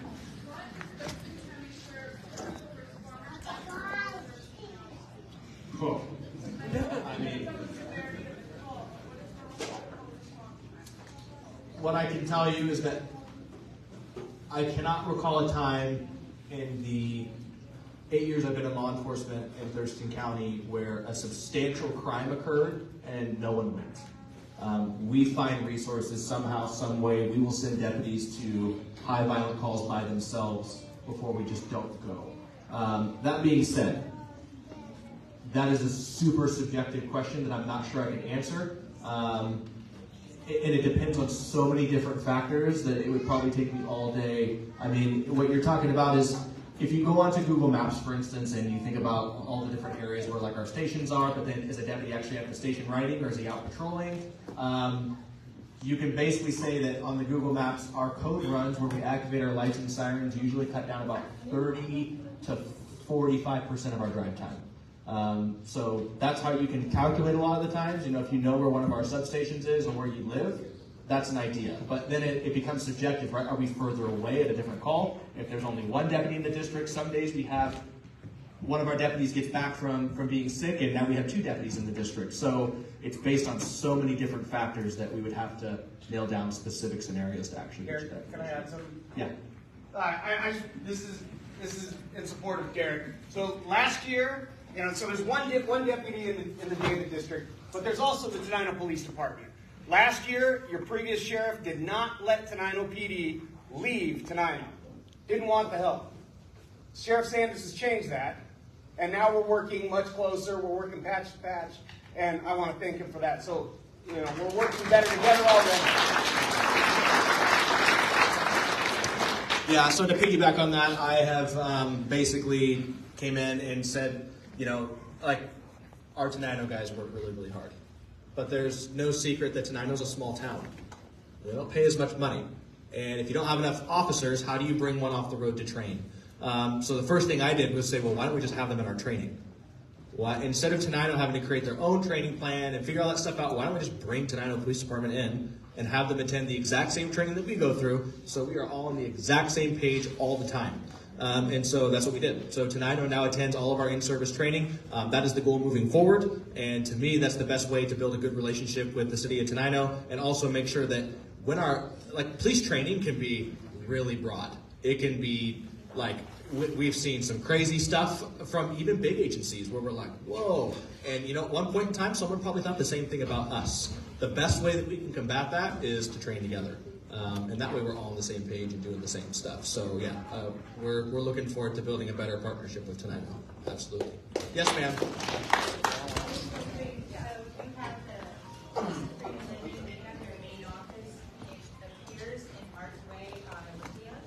And I'm wondering, do they have some of these residents for speaking of at other facilities like in Tacoma and Olympia, or are they only going to be making it so they would only be in Tenino? Do you know of that? I don't know. And I made the comment at the initial Supreme Living meeting that their facility on Martin Way runs pretty well. But it's like a commercial building, right? And all of my experiences out there have been that the people living there were experiencing mental illness. That they were committed because they had schizophrenia and nowhere else to live, and the state has brought them under a contract with Supreme Living. And frankly, I thought it was great. But then she made the comment that, well, some of them are sex offenders there too, but we never really got any clarification. Okay, are these LRAs? Are these SVPs from McNeil Island? Or is this like the level 1 sex offender who is also extremely schizophrenic and has mental health issues and all these other things? So we never really got any answers from that. In Supreme Living's defense, their Martin Way facility is run pretty well, but it's also not for SVPs. It's for mental health people, and they're getting the intensive care treatment there. So it's not all bad, and that's not the case. I know that you've had your hand up back there. It is mental health, and they can be that. So I don't know, what spectrum they fall in, but it's mainly mental health for that facility. Yep. Yes, sir. What, if any, impact does the playground have on policy? None, because the LRA legislation doesn't have anything to do with playgrounds. It talks about schools. There's a few other things in there, but a playground isn't, to my knowledge, and I could be correct if I didn't do it. I know a playground isn't in there as far as. Yes, sir. Go ahead. Okay.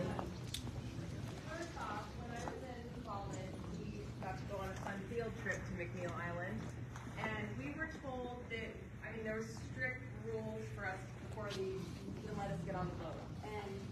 And we couldn't wear form-fitting clothing or low-cut shirts. We had to wear baggy sweatshirts, baggy coats, no big hoop earrings, not a lot of makeup, because there's a bunch of girls, and they didn't want us to look like eye candy, basically. So, even though you felt like that when you were walking through there. So I'm just, my first question is, how is this legal when there's a lake right out the front window that has been, that people have said many, many, many years now, since the 80s, has been used by Boy Scout camps and different blind children camps. And how is this even legal when so many reports of them being out there? It's not something that they just started last year. How is it legal at all for them to put this house there when obviously there's going to be children out there playing in their front yard, basically? So the general premise is that the reason that it's legal, even though McNeil Island might be a situation where, yeah, if you go into the facility, the idea here is what the state is basically, I'm trying to conceptualize their plan, right, is that a judge has ruled that some of the people at McNeil Island could see someone without baggy clothes. That's the premise that they're trying to get to, right, is that out of the group of people in McNeil Island, that not all of them would fall under that category where they couldn't be around someone who was wearing, you know, something that wasn't baggy sweatpants or anything. That is the kind of premise that we're kind of getting from the state, is that there are people in McNeil Island that once a judge okays it, can become an LRA. They can become a less restrictive alternative, as opposed to McNeil Island lockdown, can't come out. Even though their crime was probably against women and children, who are going to be the ones out there. Correct.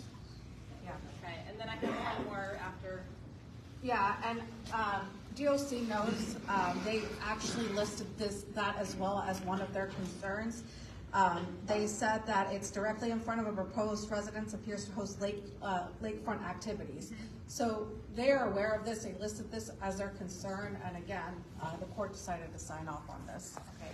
My second thing is, since we know that there aren't a lot of police officers around, I mean, we've been talking about that for the last 20 minutes, is there any way, and who would be able to do this, to make it a mandatory thing for them to have to have some sort of like armed security guard 24 hours a day, 7 days a week, one who has more than 3 days training, who has corrections or police officer experience, just because I think that that would make, knowing that these people are going to be there, that would make a lot of us feel a little bit more comfortable knowing that somebody who actually can protect us before they leave the field fence is there. So who that would be, to me, that is something that needs to be addressed in a piece of upcoming legislation. If the state's going to double down on this LRA model, then they need to include security. They need to include armed security in that piece of legislation. If this is the route that they're going to go, and they've made the decision that they want to do a private corporation contract, well, then that private corporation needs to provide armed security. That would be my really, kind of bland proposal. But. Yes, sir.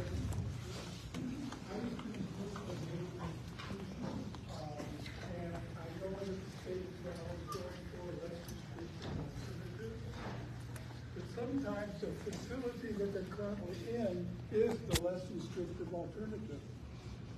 Meaning McNeil Island is probably the best place for them. Because a lot of times you're going to have at least one-on-one supervision for that client, in my experience. And that isn't really a less restrictive alternative, where you're being watched day in and day out. Right. Oh, I hear you. Yes, ma'am. Earlier in the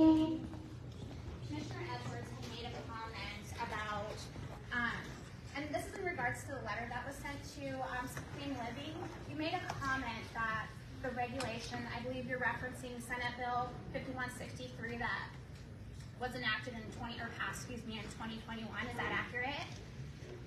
Because you made a comment that that bill makes it impossible to use the current county ordinances to stop the process or to put a moratorium on this building. I do have a question. If all of our ordinances just kind of go out the window and we have no recourse, why does the letter specifically state in bold letters, this the following Thurston County sanitary code requirements must be satisfied for operation? So why do all the others, like as it pertains to like a special use permit and that process, why does that all go out the window?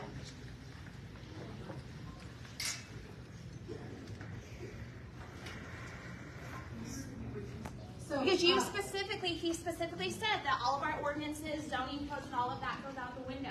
But that's what that letter that went to Supreme Living addresses, and now you're saying everything else just kind of goes out the window. Give me a second. Let me repeat your question for everyone. She's wondering, Commissioner Emmerich made a comment about ordinances and moratoriums going out the window because of the legislation that was passed in 2021. Yet the letter that we sent to Supreme Living states that they have to, keep up with our septic and those kind of ordinances. The reason why is they don't fall under our land use ordinances and moratorium. However, they do fall under our public health. And that was the piece that, we were going through the process of land use, which is completely different department. It's community planning and economic development. However, they still have to comply with public health department, and this is in their contract with DSHS. They have to have a specific septic, they have to have a specific well, and they have to have a commercial kitchen. And so that's how we were able to gather that information and apply it to our own public health codes and ordinances. Two separate lanes of codes and ordinances. While they do not fall under our specific land use, they do fall under our public health and social services. I want to clarify one other thing too.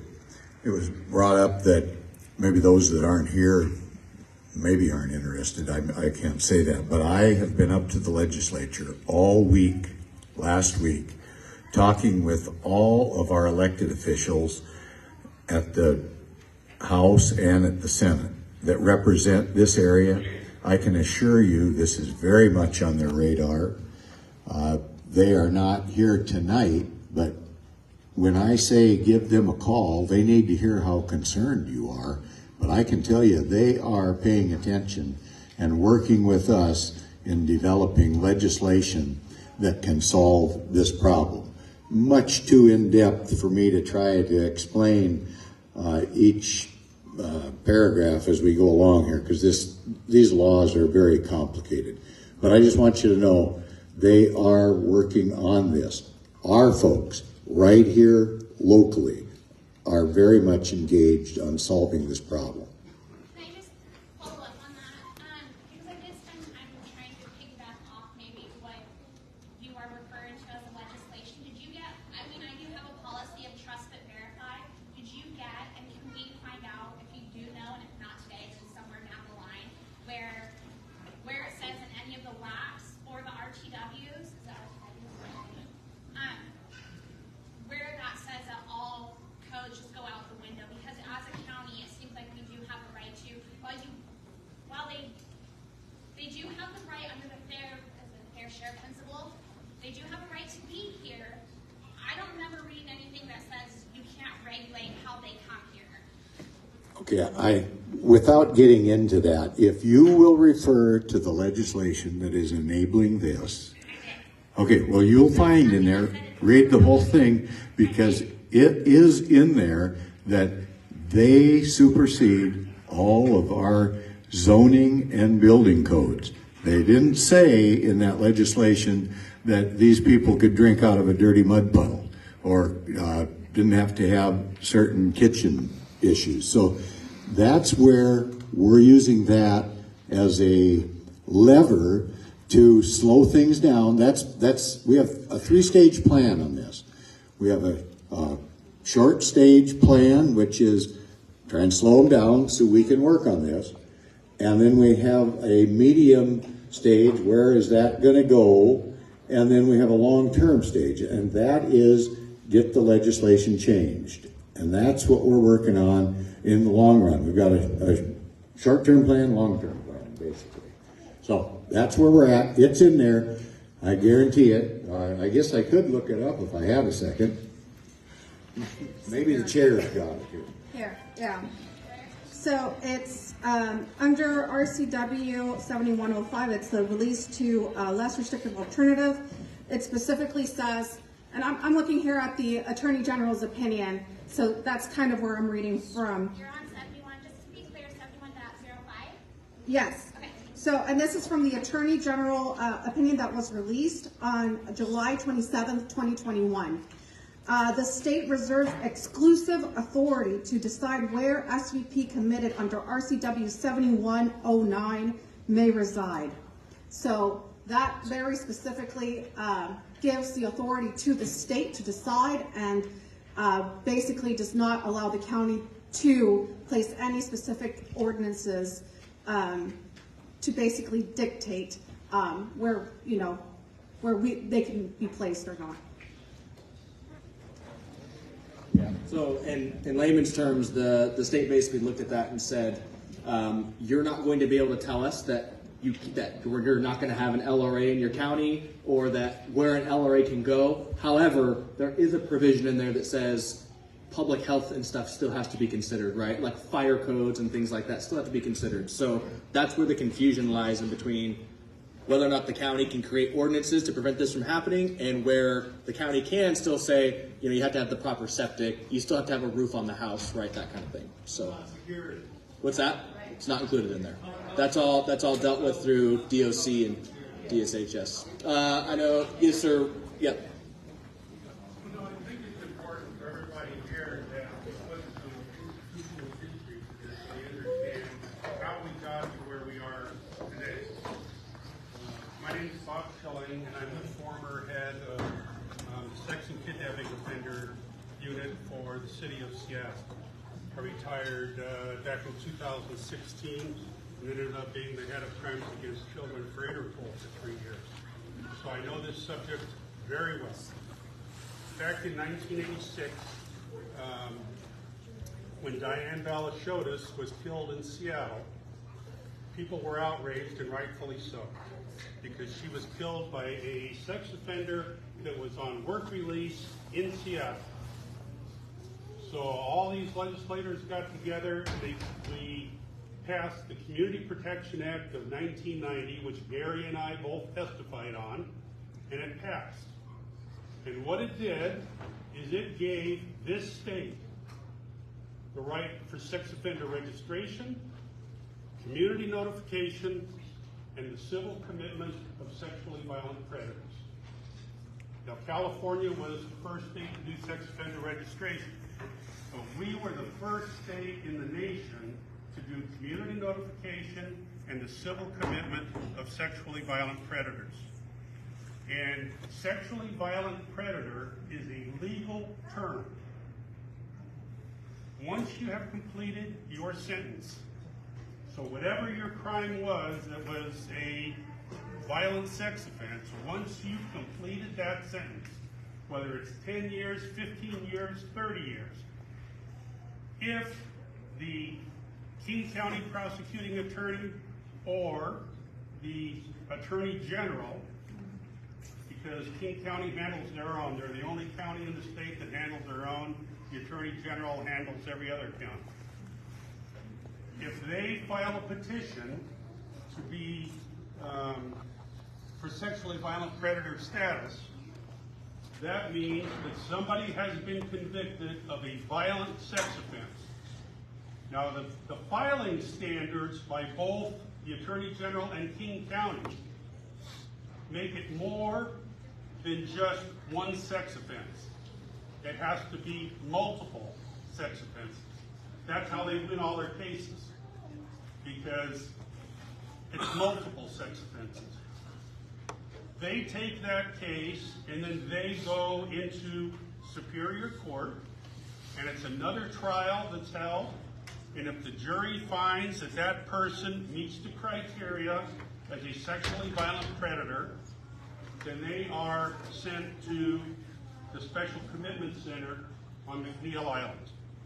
Now, in order to be a sexually violent predator, the Attorney General or the King County Prosecutor's Office has to show that the person committed a violent sex offense, that they have a mental abnormality or personality disorder, and that mental abnormality or personality disorder causes them to be likely to engage in predatory acts of sexual violence.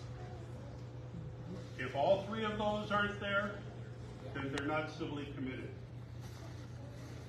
There has only been one case that has not, where the jury didn't find that the person met sexually violent predator status. That's why the prosecutor's office is so, these cases are airtight before they even go into court. One case, and that case ended up in the city of Seattle. That guy, after the jury let him go, his name was Curtis Thompson, that guy ended up raping another woman. He ended up committing a murder of a woman after sexually assaulting her. And he went after 3 college students at the University of Washington. So these guys are not your typical level 3 sex offender. They would be a level 4 or level 5 if it went that high. Okay? So these people are dangerous. Now, the federal courts, I was sued multiple times, as was the chief of police and other sheriffs and chiefs from 1990 when the law went into effect, February 28th of 1990.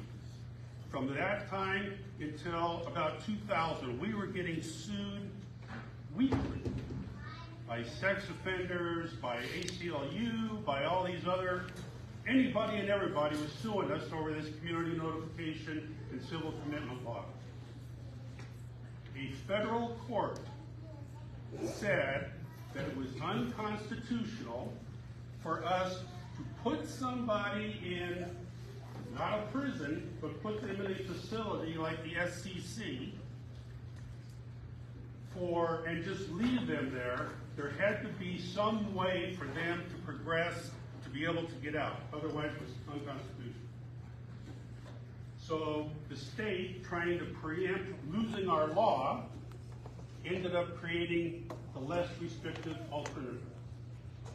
The first one was in Seattle. We agreed to take it because of the fact that we could put it in an industrial area.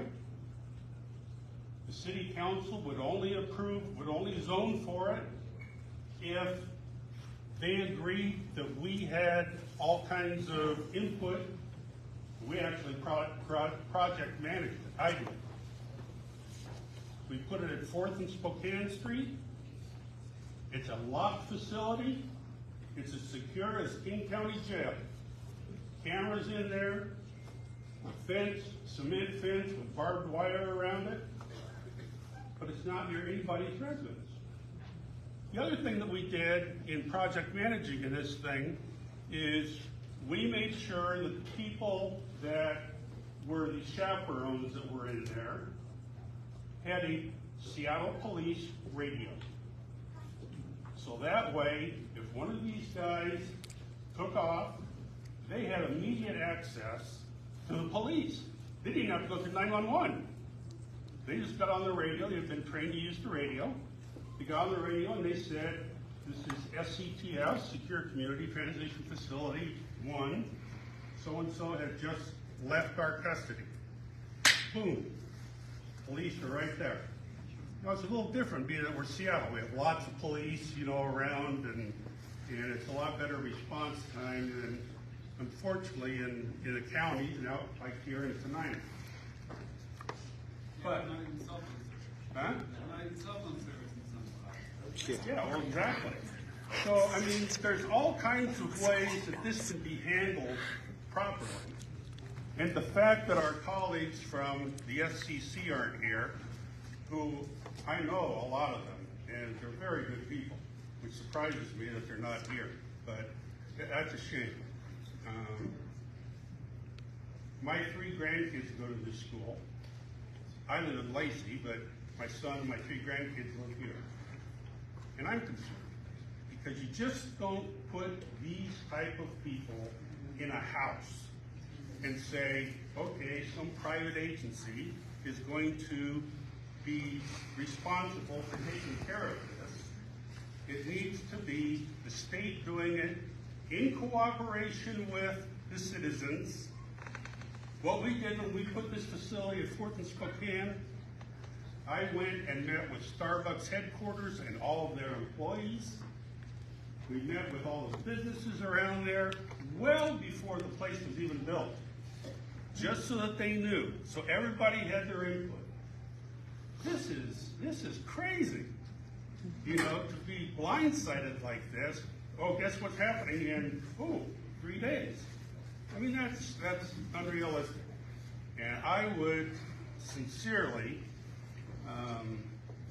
say that what you need to do is try to get an injunction to keep it from happening and appeal to the federal court, because the federal court, they're the ones that wanted the less restrictive alternatives, but they also wanted it done safely. I read the opinions of all the courts as they were coming down because we were being sued so much, and they wanted this done safely. So, I mean, I think you could go into federal court with an injunction and get this thing stopped until they do what's right. Because the state is trying to supersede you, but the federal government supersedes them. So. So we will get back to just 2 more questions if they're not pertaining to the sex offender house again. And with the sex offender house, we can sit here until next week and answer questions as best we can on this. So there's 2 questions for either the sheriff's office or the county commissioners that doesn't pertain to sex offenders. We'll take 2 more of those. Yes, sir. 2 positive thoughts. Number 1, back on Mejia, build a facility there. We're not taking any more sex offender stuff, sir. So just if someone has a question about the sheriff's office. When I came in here, there was a lot of law enforcement here to protect the people that didn't show up, and I assume a lot of those guys came on their own time, and I just want to say thank you. Yeah, thank you.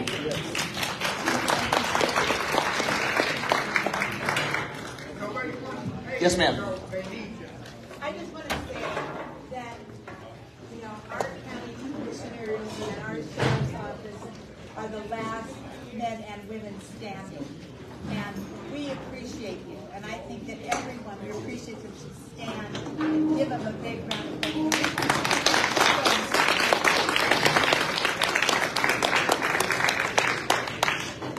I know that Sheriff Sanders just said that he didn't want to hear anything else tonight about the sex offender house because we could be here all night. But people had questions regarding the webinar for Wednesday at 6 o'clock through the Department of Social and Health Services.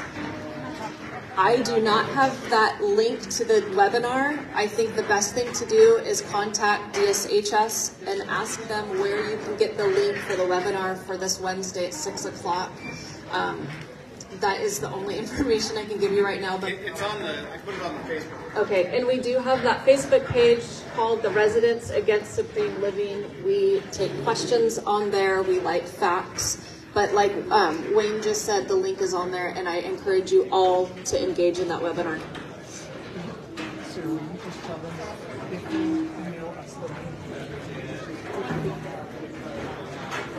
Also, Sheriff Ruben Mancias said that if you email the sheriff's office with the link. Sorry.